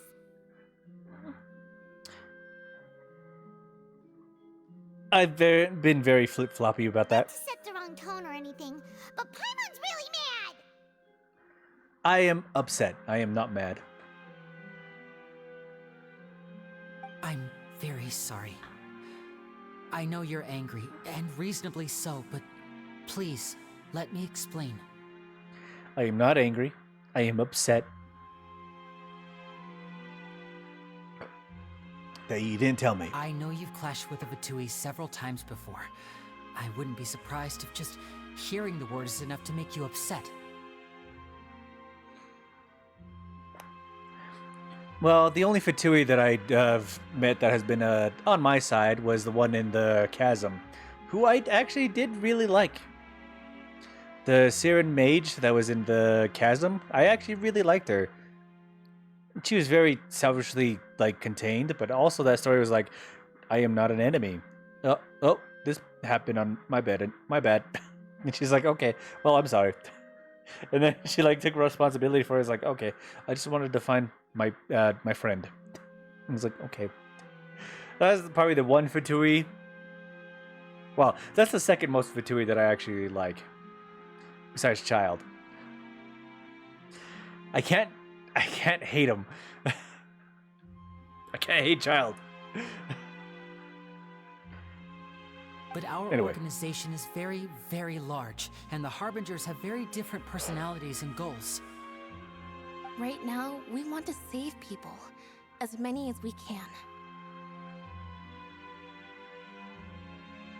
Okay, this is the first time she's spoken up without any prompt. That's right.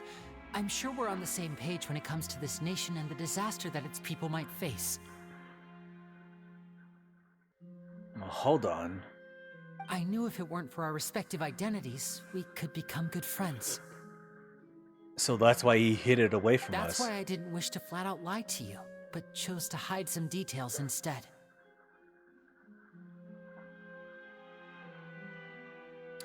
I mean, it definitely would have, honestly created, ravine between the relationship between us and them.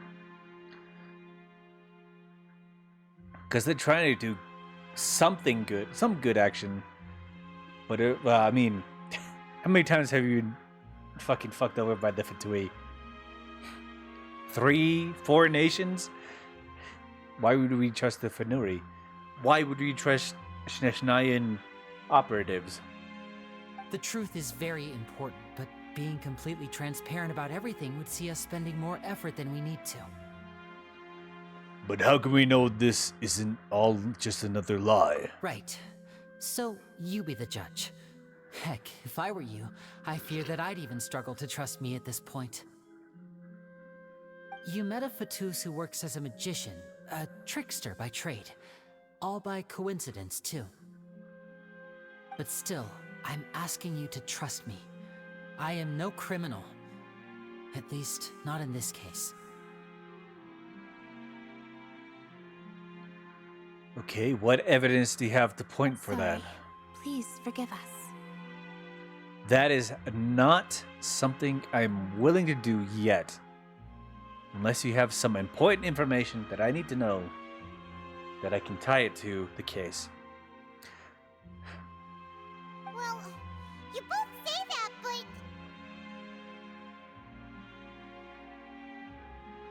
Where did you actually go while the trick was being performed? Right. Let's hear your answer first, and no lies now. See, this is the thing. It's like, you fucking pointed a dagger at me. And expected not to get backstabbed, and to trust you not to backstab me. So, we need the answers. We need some form of trust that we can build with this.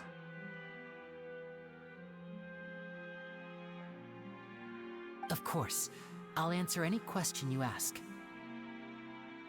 We've been trying to find out how the Oratrice operates. We want to know why it has a consciousness.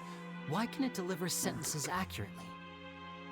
During our investigations, we learned that the machine's core is beneath it. Wait, underneath the city? From that moment on, Lynette and I have been designing this box swap trick with the objective of getting close to the core. So they're building tunnels to the core. Is that why you needed a whole minute? That's right. In truth, the audience would take about 75 seconds to count down from 60, while I would only need 15 to get to the opposite box.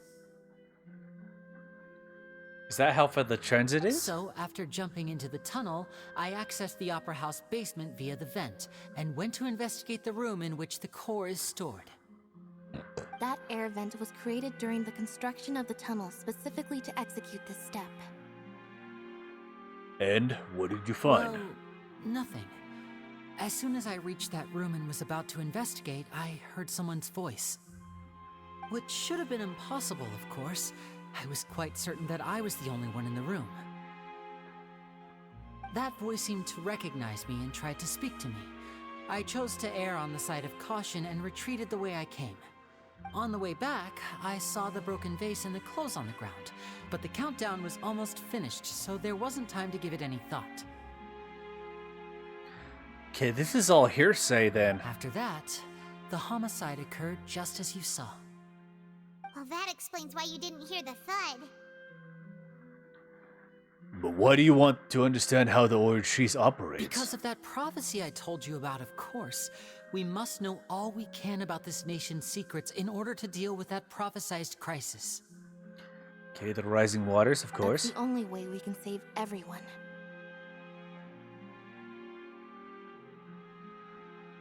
I mean, there was a very firm motive built into that in order to save everybody from being drowned. Okay. That is the only thing that's there is any drive. That is the only motive. It's to save everyone. Other than that, So, everything else is... there you have it. The whole truth. I swear, I didn't hide anything from you this time. So he went to the vent, listened to the core, and found a voice. It was never my wish to Right? proceed under this cloud of mistrust either. until Farina got involved, But right? like I said earlier, you can be the judge. If you want to leave because you don't trust the Fatui, there's nothing I can do to stop you.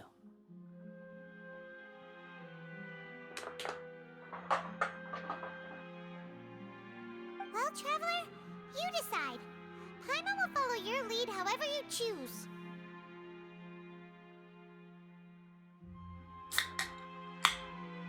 I believe in the facts.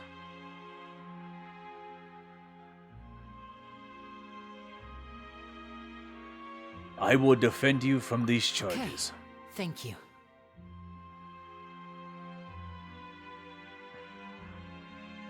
It's all kind of hearsay, but that event as well.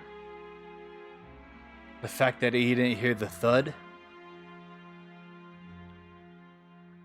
And that's all I have to work on. If Linny himself had no knowledge of the thud, that is a discrepancy in the statements. Thanks for giving us a chance. The current problem is that the scales are tipped pretty badly against you two. If we want to refute the Hydro Archon's accusations, we're gonna need a seriously watertight defense. Actually, we already have the key evidence we need. The adjournment's almost over. Let's go back. Oh, Paimon thinks she gets what you mean.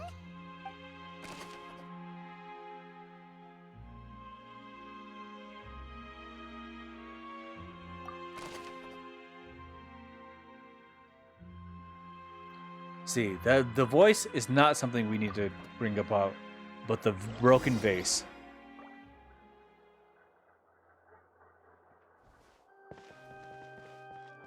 It wouldn't have been a thud, it would have been a crash.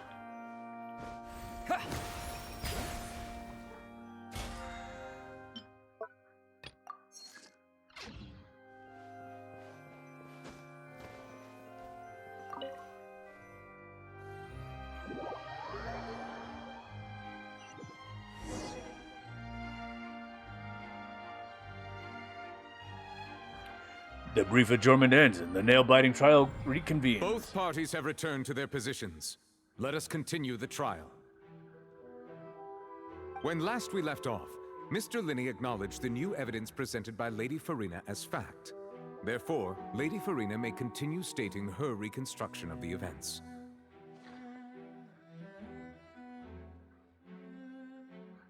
That smug smile is fucking me up right now. Just a little bit. Just a little bit.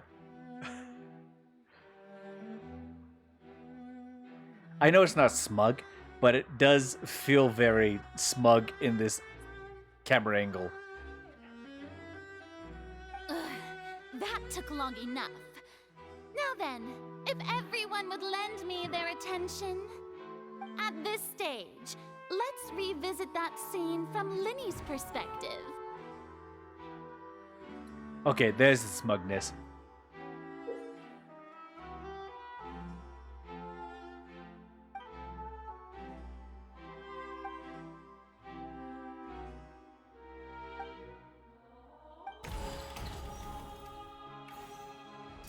As the countdown began, he entered the tunnel.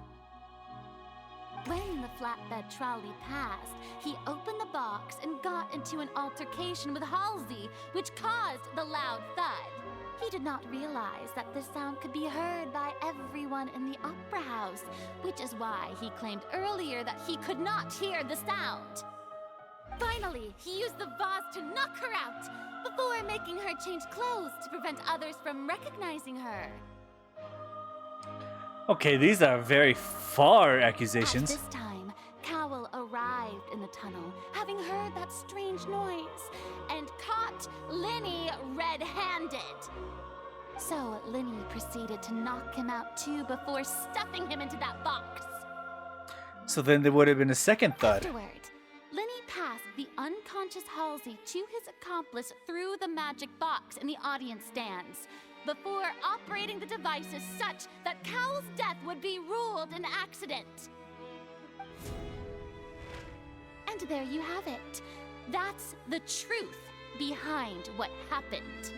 Does the defendant's side have any objections to Lady Farina's description of the event? The key to refuting Lady Farina is the order of events, what Linny experienced, and what he saw.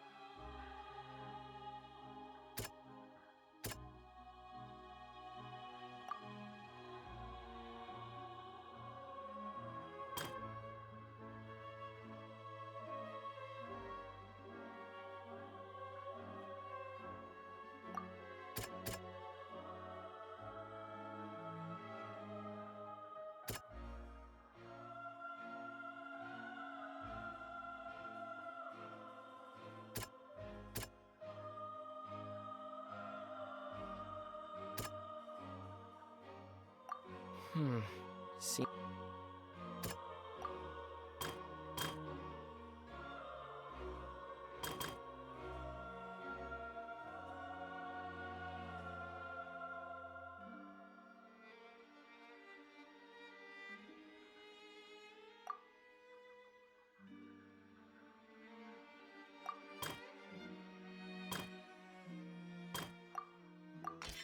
According to Linny, he left via the vent after entering the tunnel.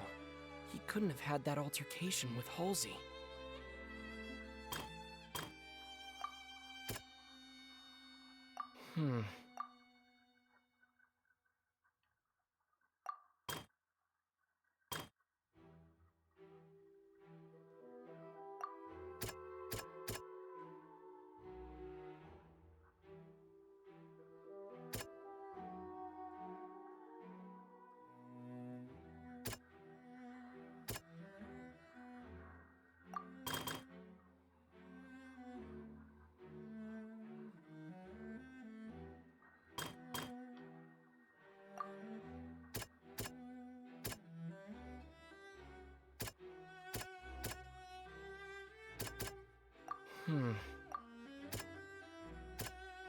Fuck.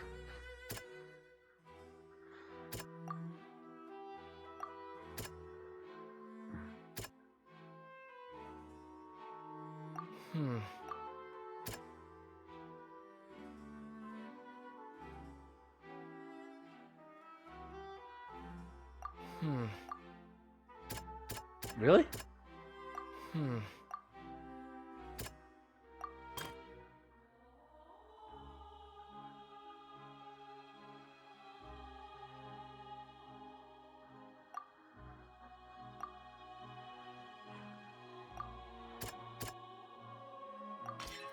Linny went to the room that contains the Oratrice's core. This is the actual truth.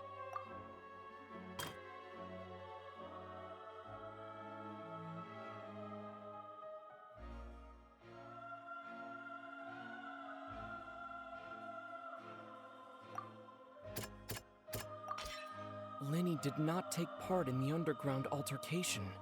He only witnessed traces of the aftermath. Attention! Ace Detective Paimon has something to say! I gotta take a piss. I'll be right back.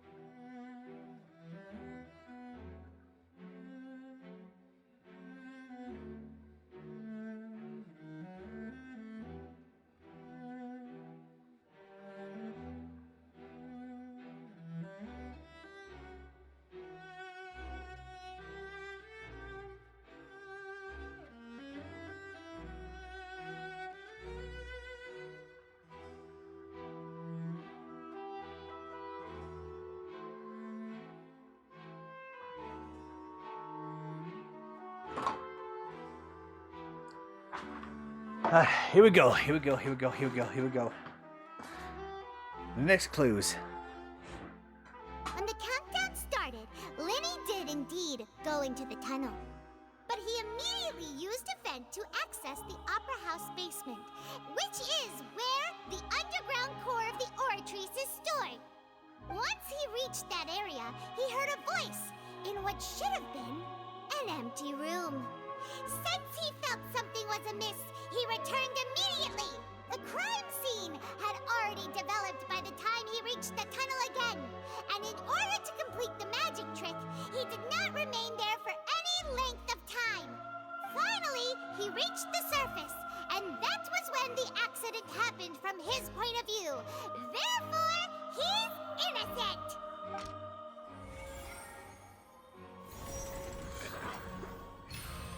Oh, it's balanced the scales. Okay.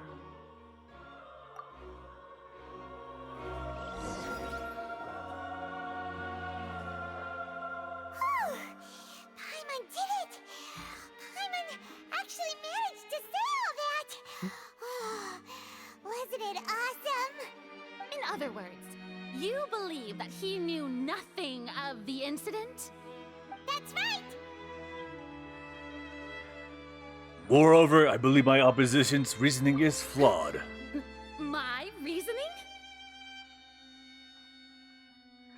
The onstage equipment was clearly tampered with in a premeditated fashion. If that's the case, then if Cowell hadn't entered the tunnel, who was the entire setup meant to kill? Assuming that what you say is true, Lenny only needed to kidnap the young girl to cause a new disappearance case. What would the point of killing someone on stage be? She makes a fair point. Oh, they have a point. That's right, you tell him! And that's why they're partners of mine. They've managed to turn things around. Oh, well, your denial is very strident, I'll give you that. But what proof do you have to back your claims? How you refuted Lenny's alibi initially. Of course I do. If he had been in the magic box the whole time, how could he have not heard that sound? Why do you ask? You're saying that he wasn't?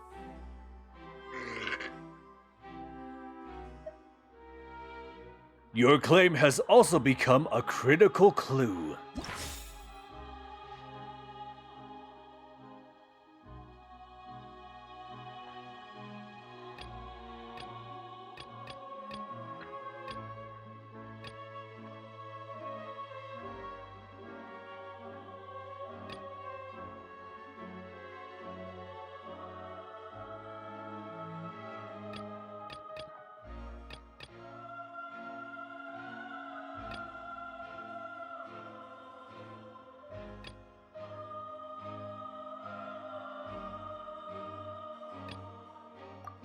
This one. That's right! Lenny wasn't in the box or in the tunnel. That's why he didn't hear anything strange during the performance. This means that when the crime happened, Lenny had already entered the basement via the vent. The same clue you used to disprove his alibi has now become the best proof! How do you like that? Well played. To think you'd use such logic. Wait, why can't we see her doppelganger? Well then, if it wasn't Lenny who committed the crimes, then who was it? Ooh, that's a fair point.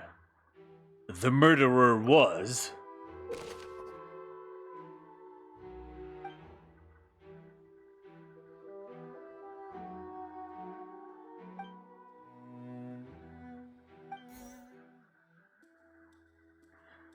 The Guardians Vacation reporting is that the fireworks released near the end of the show ignited the... Okay, that's not important. If Lenny is no longer under suspicion, only the other members of the troupe would have been unable to tamper with the... Lenny gave a detailed account of how the trick was supposed to work by using the box inside of a box. The idea was the box contained the odds meant was to be transferred. Okay, And changed the outfit. Lynette and her assistant would take charge of no on-stage interactions. The clothes belonging to Halsey and the lady who were missing were found in the tunnel. The reason for the remains unknown.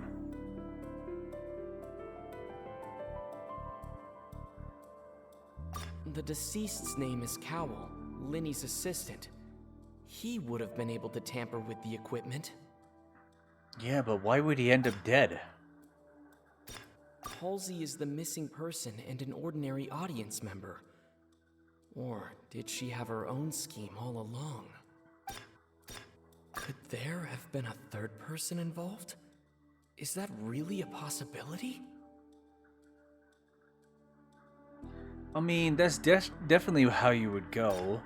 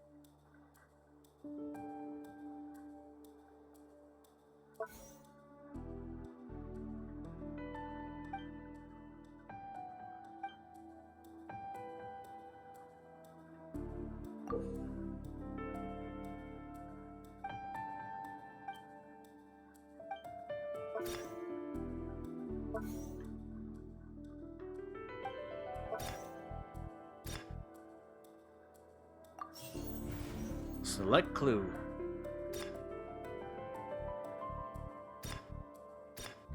Halsey is the missing person. The deceased's name is Cowell. I think it would have to be Halsey. Halsey is the missing person and an ordinary audience member.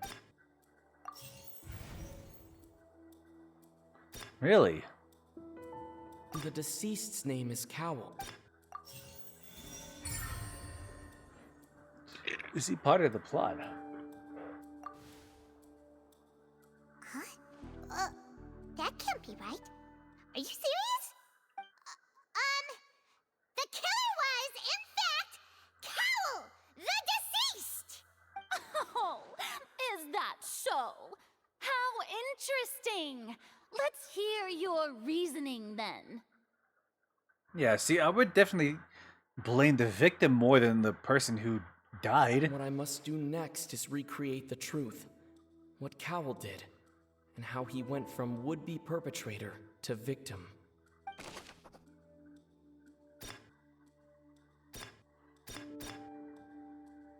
No one entered or left the Opera House through... The sound we heard may have come from a clap. It would have been tough for both people to fit into that vent. They would...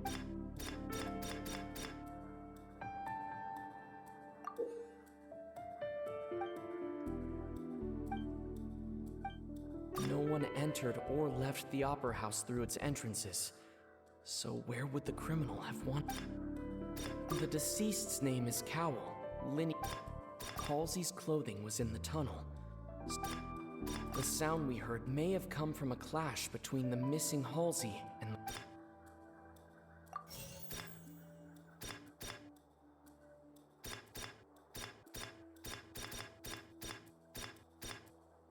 No one entered or left. Halsey's clothing was in the tunnel. The deceased's name is Cowell.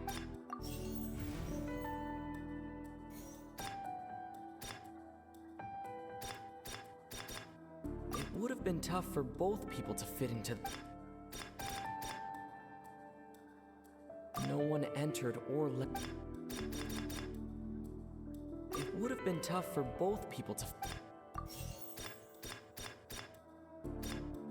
The sound we heard may have come...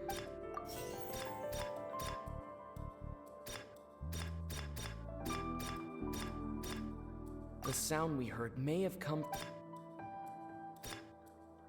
The deceased's name is... Halsey's clothing was in the tunnel.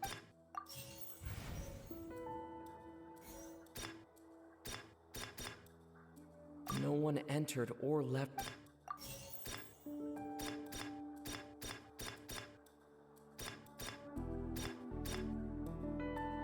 It would have been tough for both.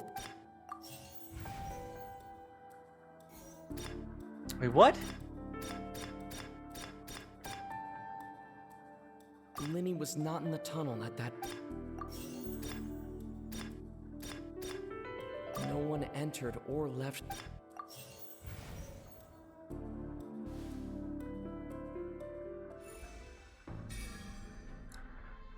The criminal must have understood the message behind Linny's magic trick and must have been in proper position to easily modify the equipment, leaving aside how he died. Koala had all the means to commit the crime at his disposal. The strange noise could have likely been the sound of Koala and Halsey struggling. Linny was not in the tunnel for 1 minute. This would have given enough time for Koala to bring Halsey out of the magic box and audience stand. But according to guard's testimony, no one entered and left the opera house, so even if he had taken her, there'd be no means of exiting. Actually, the box would have been in full view of the audience, pretty much guaranteeing that it would have been discovered. Are you still having trouble figuring things out? Where in the world did Halsey go? I see how it is. So this was all just a bluff. And here I thought you had something to show for it. But it seems you're still far from the truth. Look, since we're at a dead end, why not consider a different track? Just like the trick as it transpired, the end result must have been utterly different from the magician's initial design. If only we knew how Halsey disappeared. Well, that would be nice, but the tunnel only has 3 exits, and none of them seem very likely. And it's not like this is a magic trick where you can just make a real live person disappear. You know, like you did from that water tank, Lynette. Escaping from the water tank? Wait, could it have been the water? Excuse my interruption, dear opponents. But do you not see that the crowd is growing impatient? There is no greater sin in this opera house than an awkward delay in the performance. Okay, it's balanced. If It's the balanced. defense is unable to make further effective arguments, we will move on to the next stage of the trial. Hold on a second. Linny was not in the tunnel at that moment, which gave our criminal ample time. The sound we heard may have come from a clash between the missing Halsey and the criminal. The deceased's name is Cowell, Linny's assistant. He would have been able to tamper with the equipment. They let me fucking try to build a case and just fuck it up entirely?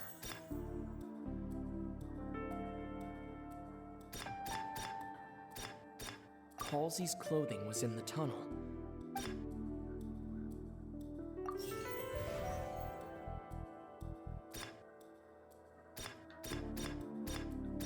The vase was not broken by chance.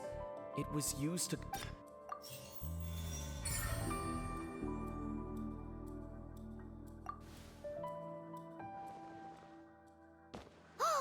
Paimon gets it! It all comes together if Halsey disappeared instead of being kidnapped.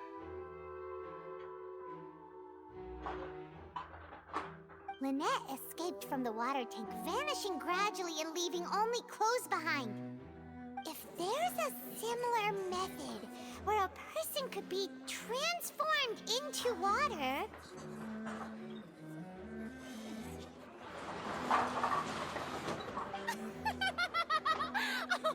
Just a moment, please.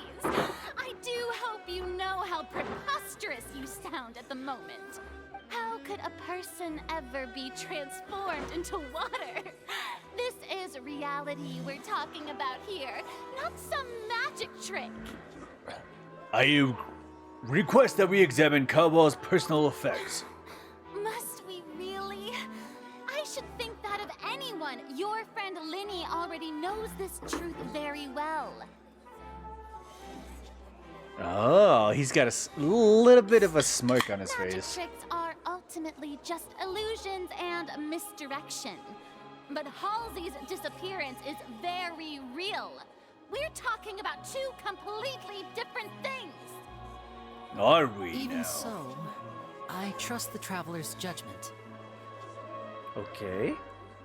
The truth must be out there somewhere. Perhaps some new line of reasoning may open if we try to gather all the focal points that don't make sense. Since Cal was the deceased, we haven't placed much attention on him. Yeah, that is fair. But given that we aren't making much progress with the case, it wouldn't hurt to have a look at his belongings, would it? People really do come up with all sorts of harebrained schemes when at the end of the rope. The way I see it, your suggestion that we broaden the scope of our investigation is nothing but a tactic for stalling the trial.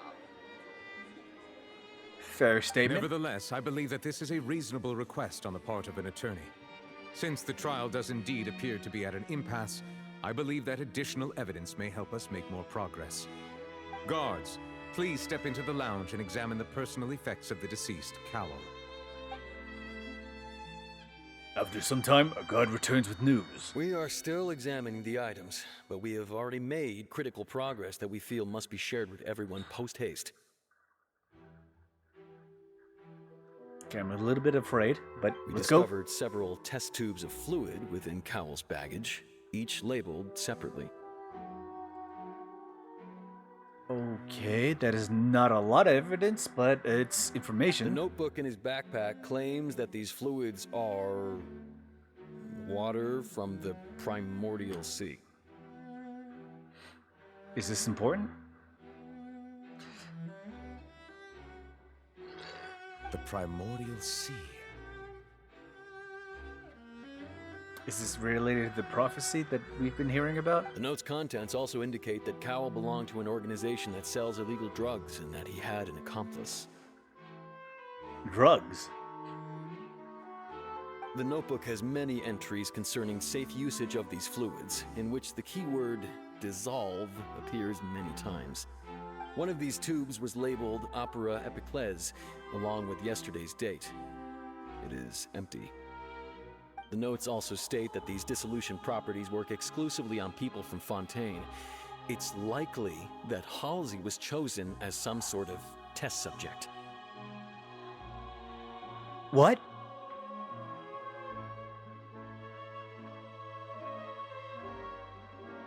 What? They just they just fucking patch that bitch with a smoker stack and just dissolved her entirely? Is that what it's implying? Slapped a band-aid on her ass and she dissolved entirely into liquid. Is that what it's implying? That seems to be what it's implying.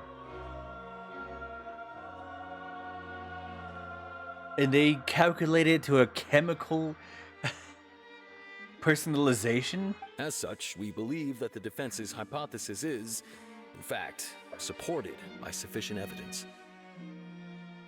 You've got to be kidding! People dissolving into water?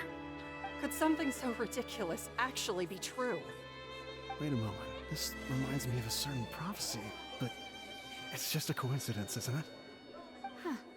If people can become water, does that mean that the water tank's real use was as a means to hide water stains? And if Cowell was targeting that girl... Wait just a minute. Could that mean... You two, with me, quick! I need more information. Wait! What about your partners? Let's go. Just trust me. Order! Order! Okay, taking very good charge. It is undeniable that further examination of the deceased's personal effects has yielded some surprising results, but we cannot yet verify the veracity of these clues. Unless you want to place the patch on yourself, we could give you a band-aid and you just die. Still, let us assume that these clues are indeed authentic, albeit with the understanding that Ms. Halsey has yet to be found. Guards, please continue examining the items along these lines. Mr. Linney, it appears your hypothesis is supported by the evidence, so please continue speaking. Neuvillette giving the defendant a very good statement. Hell yeah. Of course. Thank you, Your Honor. And Linney putting on the good man head. If we uphold this hypothesis, I believe that many of this case's seemingly unrelated clues can be connected together. Oh, he's put on a fact together on his own investigation. Like the metal heart! That one didn't make sense at all. Yeah, it was disconnected at a weird point. Let's think about this. Cowell's methods must have something to do with that water from the primordial sea. Yeah, but what about the combustible rope?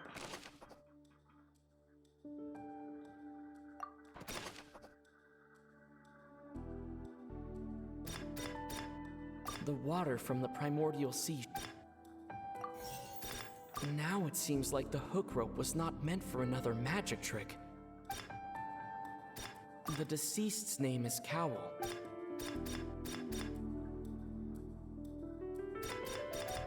Lynette was in the magic box on... I remember there was something else within the inner layer of that box. The deceased's name is Cowell. Now it seems like the hook... The rope that held the water tank... The rope that held the water tank up was lit by the fireworks and snapped. Lynette was in the magic box on... I remember there was something else within the inner layer of that box. The rope that held the water tank up. Now it seems like the hook rope was not meant for another magic trick. The deceased's name is Cowell, Linney's assistant. I remember there was something... Lynette was in the magic box on stage. So I think it's this one first. And I think the it's rope that held the water tank up was lit by the deceased's name. This one next. The rope that held the water tank. I think it's that one next, Lynette and then was in this the one. magic box. The water from the primordial sea should already have been prepped before. Lynette was in the magic box. Lynette was in the magic box. Now it seems like the hook rope was not... The deceased's name is Cowell. The rope that held the water tank up was lit. Lynette was in the magic box. The rope that held the water tank... The water from the primordial sea should already have been... The rope that held the water tank up... The water from the primordial sea The rope that held the water tank up was lit by the fireworks and snapped. As such, the focus here is the water from the primordial sea should already have been prepped before Halsey entered. Now it seems like the hook rope was not meant for another magic trick, but was instead... Lynette was in the magic box. The water from the primordial sea The deceased's name is Cowell. The water from the primordial sea Lynette was in the magic box on stage. I remember there was something...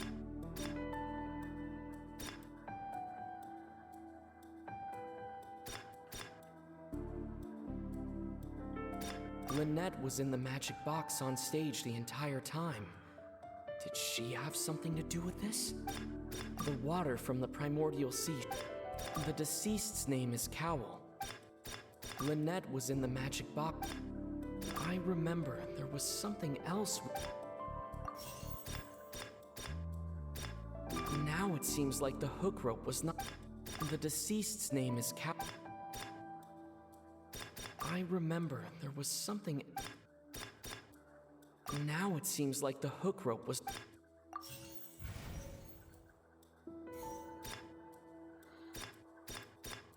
The deceased's name is Cowell, Linney's... Now it seems like the hook rope was... Lynette was in the magic box on stage.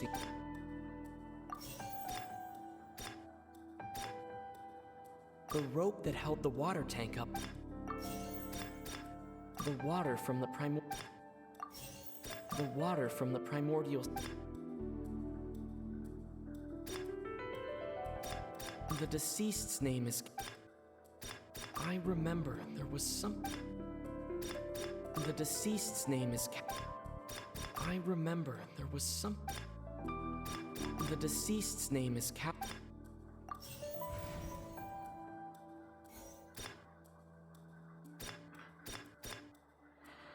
Now it seems like the... Lynette was in the magic... I remember there was something else...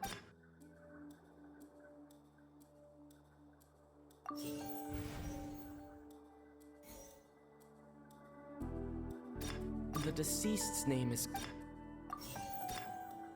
Now it seems like the hook rope would... Okay, we built the case. We built the case. Naturally.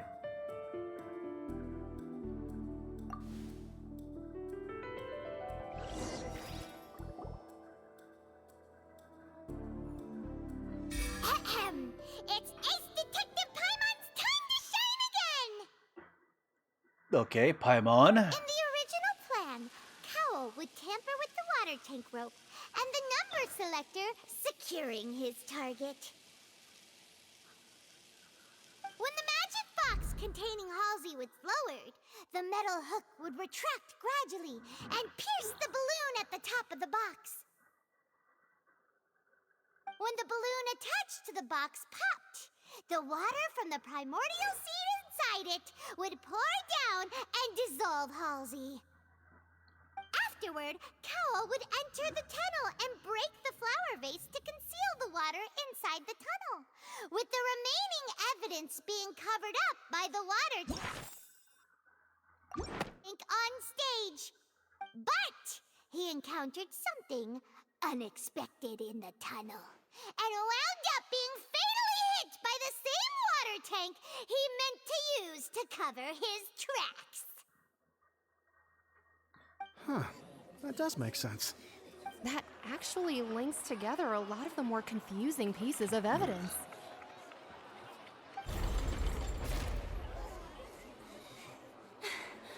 Oh dear, what do I do? Even I think they sound convincing now. Have I falsely accused an innocent person? What a humiliation. Now, it seems like the only point of contention remaining is the exact circumstances that led to Cowl's death. His notes mentioned he had an accomplice who could be related to the situation. On that note, the guards have just contacted me indicating that they uncovered new evidence. Okay. And the attorney was not informed of this new allegations that are being put forth. We have no information about this. We can adjourn this with this new identified I information. shall now invite him on stage to share it with us. Thank you, Your Honor. We were just inspecting the luggage of the other people involved in this case.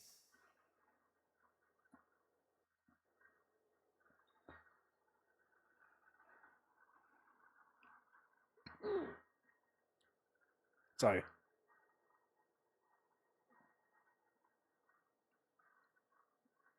I had a burp and hiccup. The hiccup happened, but the burp was what was I waiting on.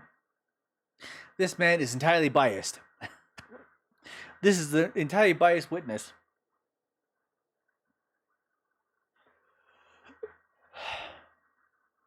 I had a hiccup. And we found an identical sample of the water from the primordial sea among Linny's personal effects.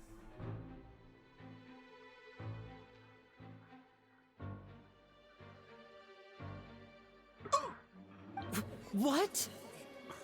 That can't be. Oh, I see. Well, how wonderfully comedic to have your own counterattack only to come back and wound you. Does this not clear all doubt? My dear citizens, my loyal audience, allow me to present my reasoning and bring this performance to a swift close. Linny did not need to take part in the dissolution of the young woman at all. Indeed, he did leave the scene via the vent. Having made modifications to the props beforehand, his accomplice Cowell then caused Halsey to vanish using the water from the primordial sea. But upon his return, in cruel avarice, Linny desired sole credit and prepared to do away with his partner in crime. Ultimately, he knocked Cowell out, and the tool meant to cover the crime up also became a murder weapon. Now, as much as I regret having come to such a viciously straightforward conclusion, it does seem that the famed Fatui is quite the cold-blooded and ruthless organization. Am I right, Mr. Linny? We've used up all the evidence we collected. There's no way for us to make a rebuttal here. Is this the end of the road?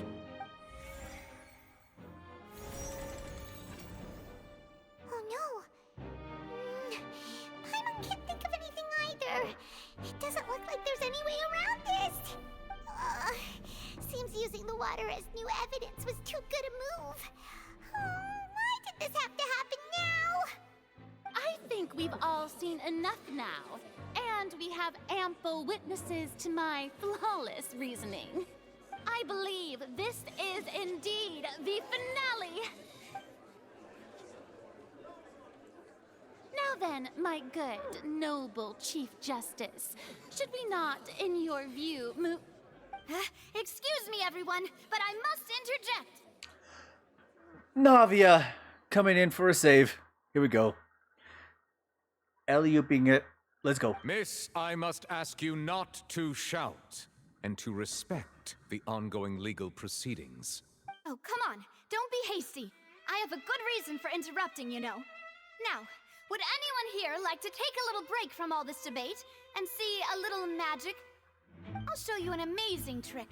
One that can bring a young woman who has disappeared back in the flesh, right before your very eyes. Please, do the honors, Mr. Linny, if you would be so kind. What in the world is she saying? Is she gonna bring back the witness? Is she gonna bring back the... Is she gonna bring back the whammon? No offense, miss, but miracles like that are beyond my scope as a magician. Come on now, don't be silly. Magic is all about misdirection, isn't it? It often conceals the truth while presenting a fascinating illusion. Is she about to bring about the whammon? Okay, here we go, here we go, here we go. But once everyone believes the illusion, can't magic reveal the truth to them once again? And wouldn't such a trick be the most marvelous finale to today's performance? I mean, he's been dragged down. Is he about to put on a performance? Is he gonna bet against the hope that he can believe in the friends that he's made along the way? Come on, Lenny and Lynette. Give it another go. Don't worry. Spina di Rasula has made the necessary arrangements on your behalf. They're gonna bring her in? But, as the magic makers and stars of the show, I think I should leave the final performance to you. She's alley-ooping this. I understand. Oh, hold on. And voila.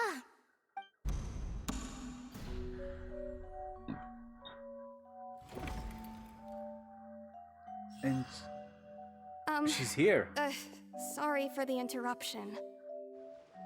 Wait, isn't that Halsey? So the whole thing about people dissolving wasn't true after all?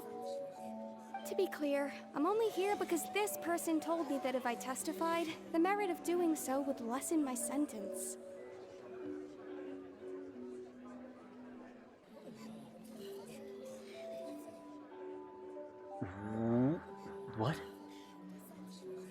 All right, let's continue. I don't want to interrupt the situation. I was hiding outside this room listening to the proceedings because I was afraid that I would be the one put on trial. You were just the victim, the murder victim. I was just feeling happy that no one had noticed me, and then before I knew it, she caught me. She changed her hairstyle, and now nobody recognized her because she changed her clothes. That'll teach you to underestimate us three. Where should I begin? I'm sorry. I'm the one who killed Cowl. I admit it. Wait, why? What? Why? Yeah, see, that's where I'm at. Why? Why would she do this? Firstly, my name isn't Halsey. It's Lillian, and I'm originally from Mondstadt. Mondstadt? Okay, that's... Wait, why? I heard that Linny's show was gonna be a real thriller, but I missed the chance to buy a ticket, so I stole one. Okay, that's the freedom of Mondstadt. Illegal as it is. That's how I make a living. I steal stuff here and there. And I'd never been caught before. Okay, we got a scam artist. Fair enough. But I was noticed at the harbor a few days ago, and I barely got away. Linny was the one who caught me in the act. Wait, Linny? Really? Hey, no wonder you look familiar. So you were the thief. It was at the harbor. That woman was baking at the harbor. And stealing wallets and... Okay. Liddy even mentioned that you were pretty skilled.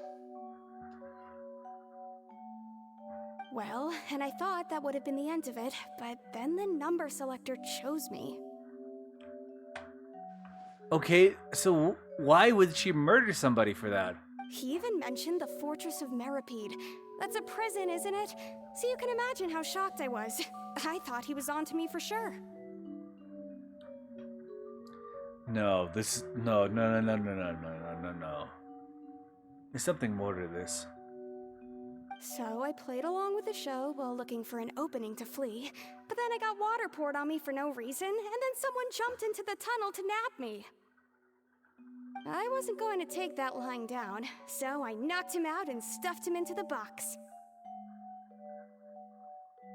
There was nowhere to run from there, though, so I had to change my clothes and hide in a box containing performance costumes.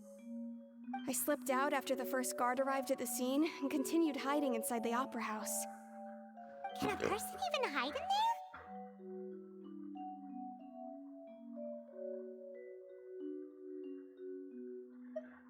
A professional thief could make it work. But I swear I didn't know that the water tank would fall down. Really, I swear it. This is bullshit. Immediately. Had I known that, I wouldn't have put him in the magic box.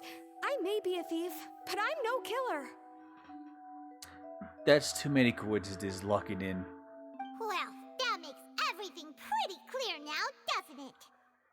Yeah, now it's time to refute the Hydro Icon's previous reasoning. This time, we need to tell the entire story from Lily-Ann's perspective. This story is entirely bullshit. I need to take a piss. Bring it back.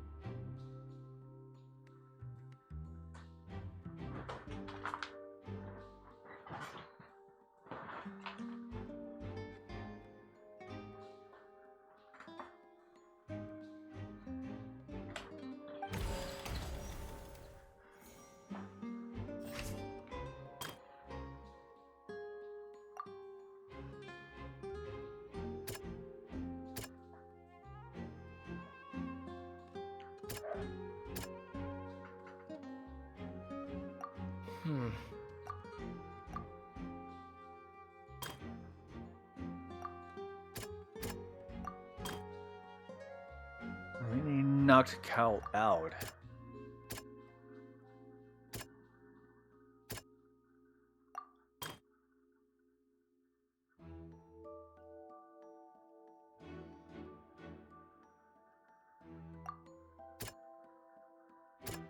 Hmm.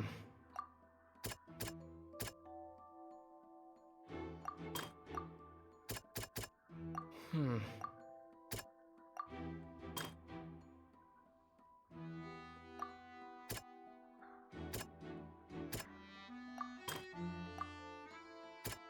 Hmm.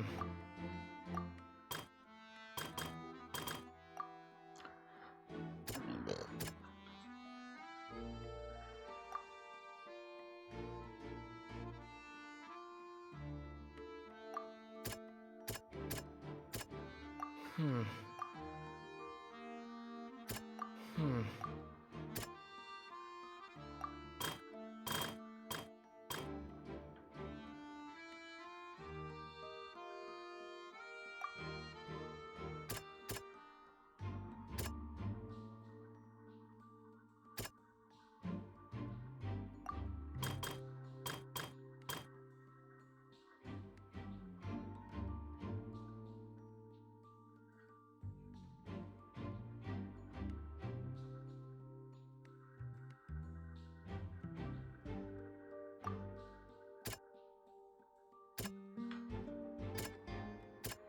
Hmm. The flower.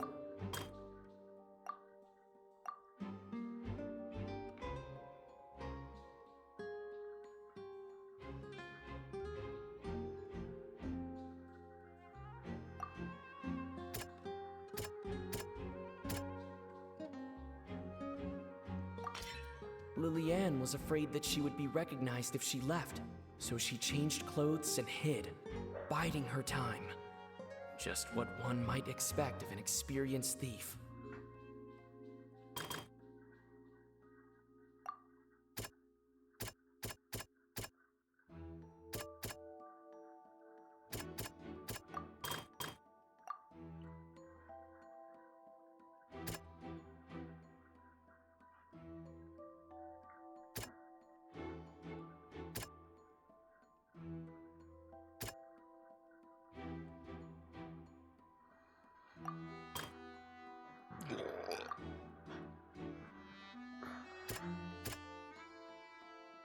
Hmm.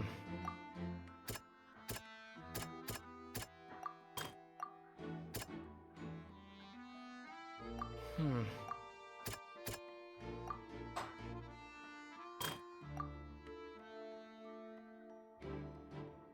Hmm. Hmm. The strange sound wasn't from a fight. It was Lillian's attempt to break out when she was frightened. And it's Ace Detective Paimon time!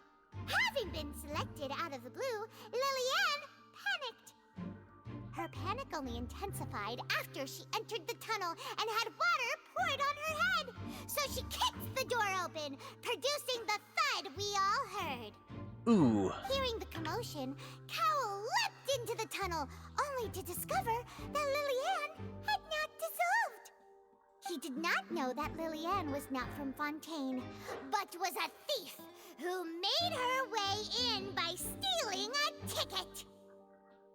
Ooh. Mistakenly believing that the water from the primordial sea needed time to take effect, he tried to force Lillian back into the box. The two broke the flower vase during the struggle, but Lillian came out on top, knocking Cowell out and putting him in the box. With no way of escaping, she changed her clothes and hid in the costume trunk until the performance ended. I mean, if there's any way to lock yourself in and just throw yourself in the trunk and just hide there and say nothing.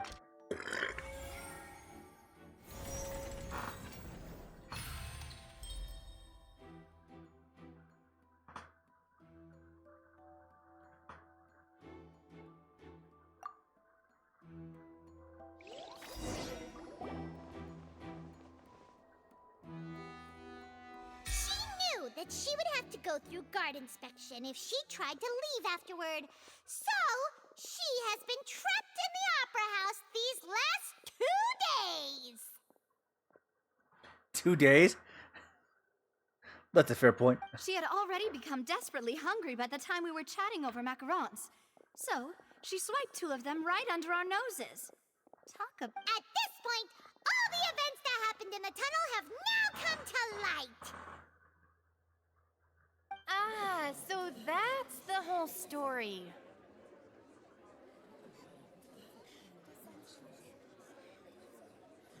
Ah, so... Okay. Bravo! Now then, wait. Lady Farina, do you wish to speak against the defense's statements? Wait. Am I winning? Am I losing? Hold on. Please answer the question, Lady Farina. Also, if I may add, the trial has not yet ended. As such, I request that the prosecution not leave the room before the proceedings have concluded. Ooh. Lockdown. What? Are you reading my mind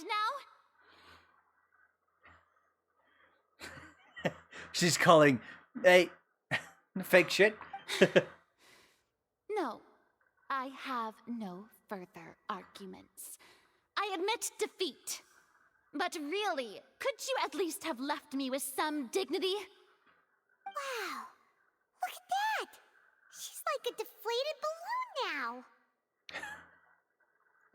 I mean, she legally lost in highly anticipated political situation with facts and logic.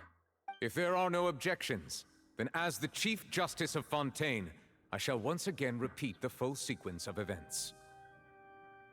The actual perpetrator of the serial disappearances, Cowell, selected his next victim from the audience reservation list. With some modifications to the selector, he could ensure that the pre-selected young woman would be chosen. To cover up any evidence while committing the deed, Cowell thought of allowing the water tank to fall, which would conceal the water left behind after the young woman was dissolved. He also tampered with the rope suspending the water tank, using the fireworks at the end of the performance to cause the tank to drop and hide the watermarks. He poured the water from the primordial sea into a balloon during the preparation of the magic box and stuck it to the box's lid. Is this man building like a fan fiction? None of this was actual fact or like construed into the honest situation. This man is like building a fanfic. This man that is being condemned in the laws of Fontaine, this man is an entire fiction. This man is building it like a fanfic around some person who's violating the laws between both these countries. And this is fucked up.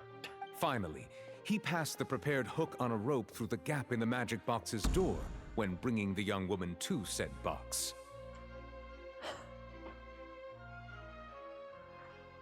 When the magic trick officially began, the box containing the woman was lowered into the tunnel, tightening the hook rope and bursting the balloon containing the water.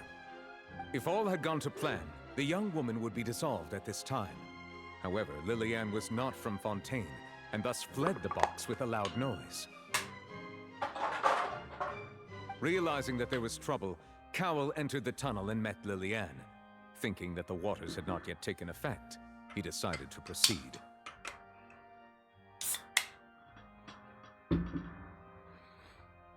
However, his opponent was more capable than he thought, and he was overcome, knocked unconscious, and placed into the magic box, and thus became his own final victim.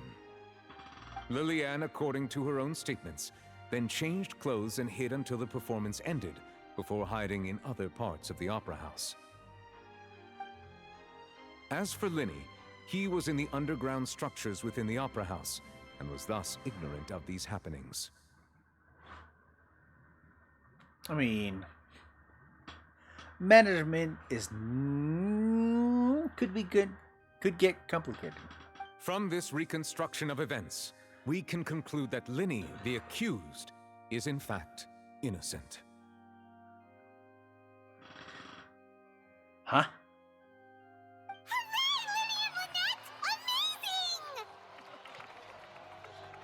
While there is much in Linny and Lillian's conduct that should still be investigated separately, this case, at least, can be handed over to the Oratrice to make the final decision.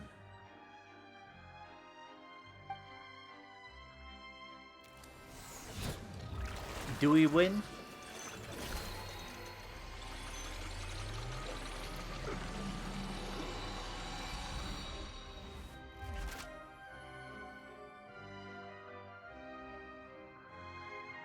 As such, Linny and Lynette are officially declared not guilty.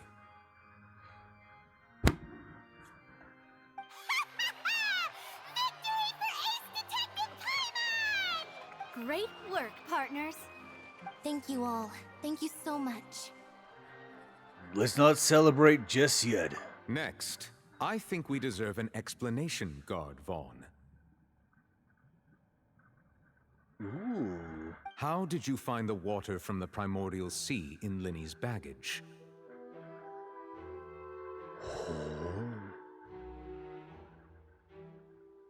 That is a very good point. Right! Your discovery caused me to make a serious mistake, you know. Or was that not a discovery, but false evidence that you dared to bring before this court?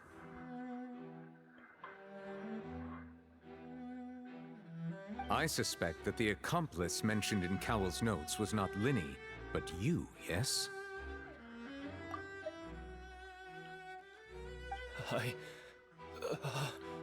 I'm sure you know what you must do to lessen your sentence. Admit the truth.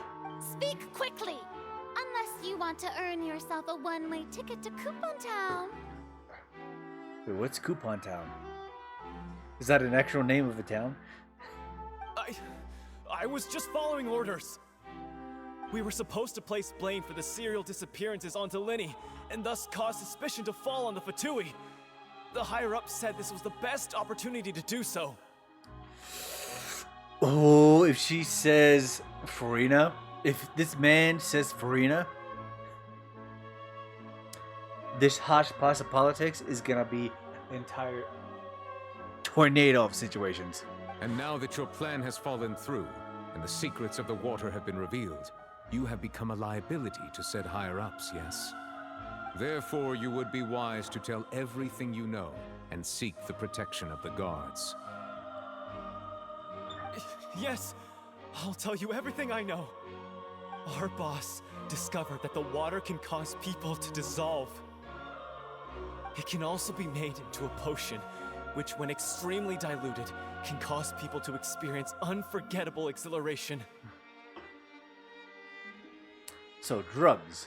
We've been in this business for a while now, and have made decent more off it. The disappearances were also the boss's idea. I mean, this is the boss we're talking about. The...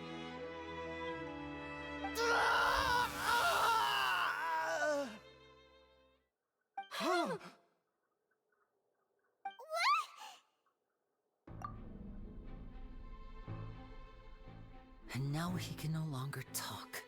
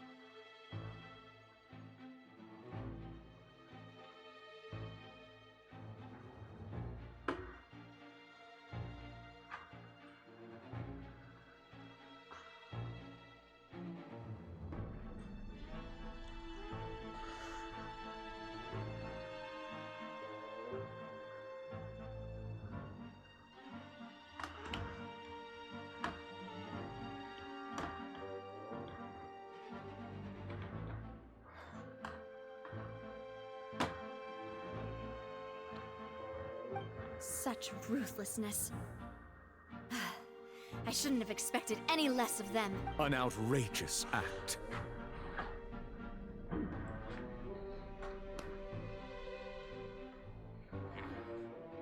All present, please submit to inspection immediately.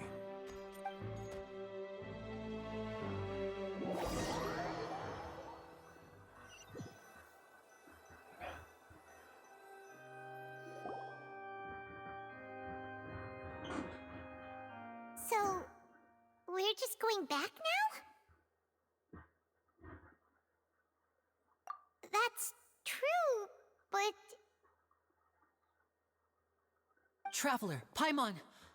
Please wait. Lenny... I know you may not want to speak to me right now. Maybe you don't even want to look at me. But still, let me thank you again for defending me to the end, even after you learned that I'm a member of the Fatui.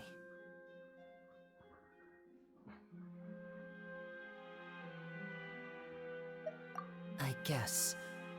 But regardless, I'd like the opportunity to set things straight. I didn't approach you with any ulterior motives or ill intent. I've spoken to you as myself, just plain Lyney this entire time. As for why I'm a Fatus, it's because the goals of the House of the Hearth align with those of an orphan like me. That's all. That was how Father, who you might know as the Knave, approached recruiting us back then too.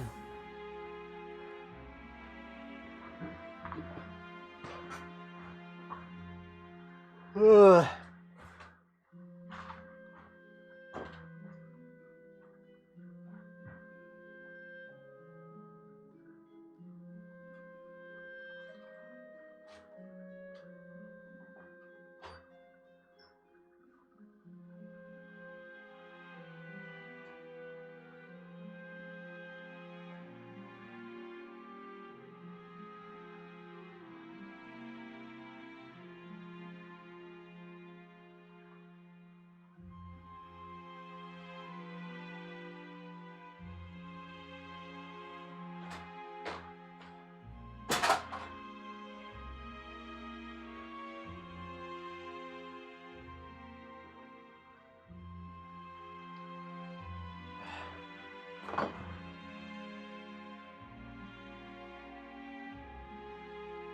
Ugh.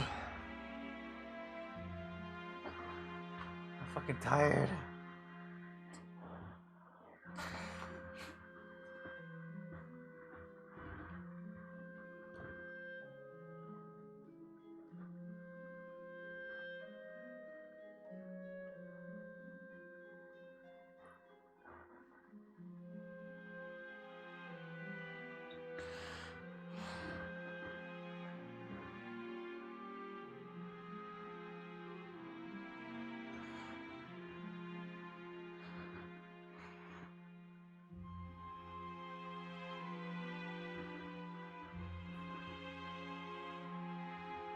The Knave?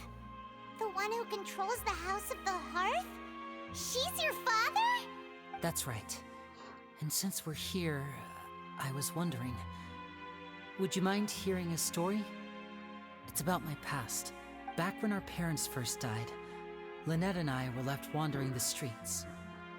To survive, I took to surreptitiously observing an older street performer who did magic. It took me several days to figure out how he pulled off his amazing tricks. I took my sister through several streets until we found a crowded corner, and we began to perform magic tricks there. To my surprise, we proved to be pretty popular, and we could at least stop worrying about where our next meal would come from for a time. But before long, an aristocrat came to me and claimed that he wished to take us in after watching my performances. To my surprise, we proved to be pretty popular. Before long, to my surprise, we proved to be pretty popular, and we could at least stop worrying about where our next meal would come from for a time. So you went from orphans to nobility just like that? That was how we felt at first, too. As if fate was on our side and we could say goodbye to those painful days. But I gradually discovered that while we were called foster children, he was really after my talent for magic tricks. He would constantly take me to all sorts of banquets to garner attention, which he would then use to expand his social circles.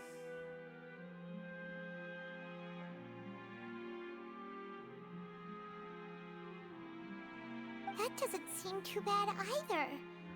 Better than roaming the streets at any rate. It took a while for me to realize just how dark his heart really was. After one particular performance at a banquet, I discovered that Lynette was not on the same return vehicle as me.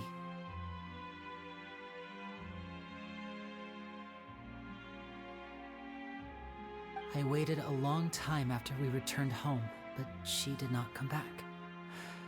I went to that. The answer he gave me was, she caught the eye of the most eminent person at the banquet, so I sent her over as a gift. I mean, you'll be able to perform your magic regardless of who your assistant is, yes? Oh no. So he was gonna... But wouldn't Fontaine's laws deal with such people? As far as outsiders are concerned, this is a relationship akin to adoption or foster care, and they have their ways of escaping the eye of the law. I managed to ferret out the location of the mansion of that so-called eminent person and hurried through the night. But by the time I leaped over the walls, avoided the guards, and made my way in, all I saw was the moonlit ground covered in blood, and the knave standing there in the darkness. So, she'd already taken care of that guy. That's right. She had rescued my sister before she could come to any harm, and had even discovered several girls hidden in a basement, all of them orphans.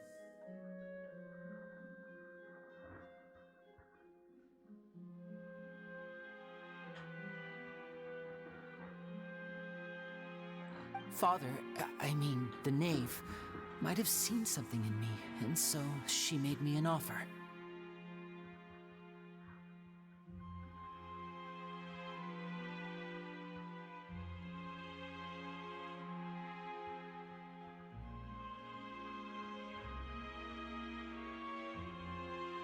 The House of the Hearth welcomes you, for your interests align with ours. Here, I was hesitant to trust her. I mean, I had just been betrayed by nobles. But she was also quick to destroy the noble who had taken us in at first, giving us back our freedom. Oh, so that's how the two of you joined the House of the Hearth. She has her own plans. She has gained permission from the Tsaritsa to first use the Gnosis' power once she obtains it. She plans to use it to find a way to break the prophecy and save Fontaine.